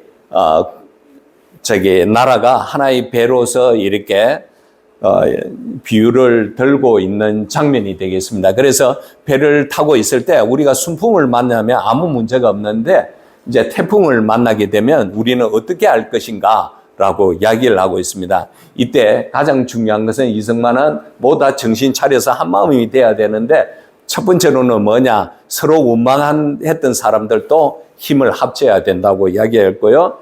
그리고 중요한 것은 돈을 가지고 있는 사람들은 어떻게 해야 되냐, 그 돈을 나라의 독립을 위해서 내어놓아야 된다고 이야기를 하고 있습니다. 왜? 나라가 침몰하면 우리의 생명도 없어질 거고요. 우리의 생명이 없어지면 우리가 좋아하는 돈도 없어지기 때문이라고 이야기를 하고 있습니다. 자, 그러면서 이제 결론을 말씀드리겠습니다.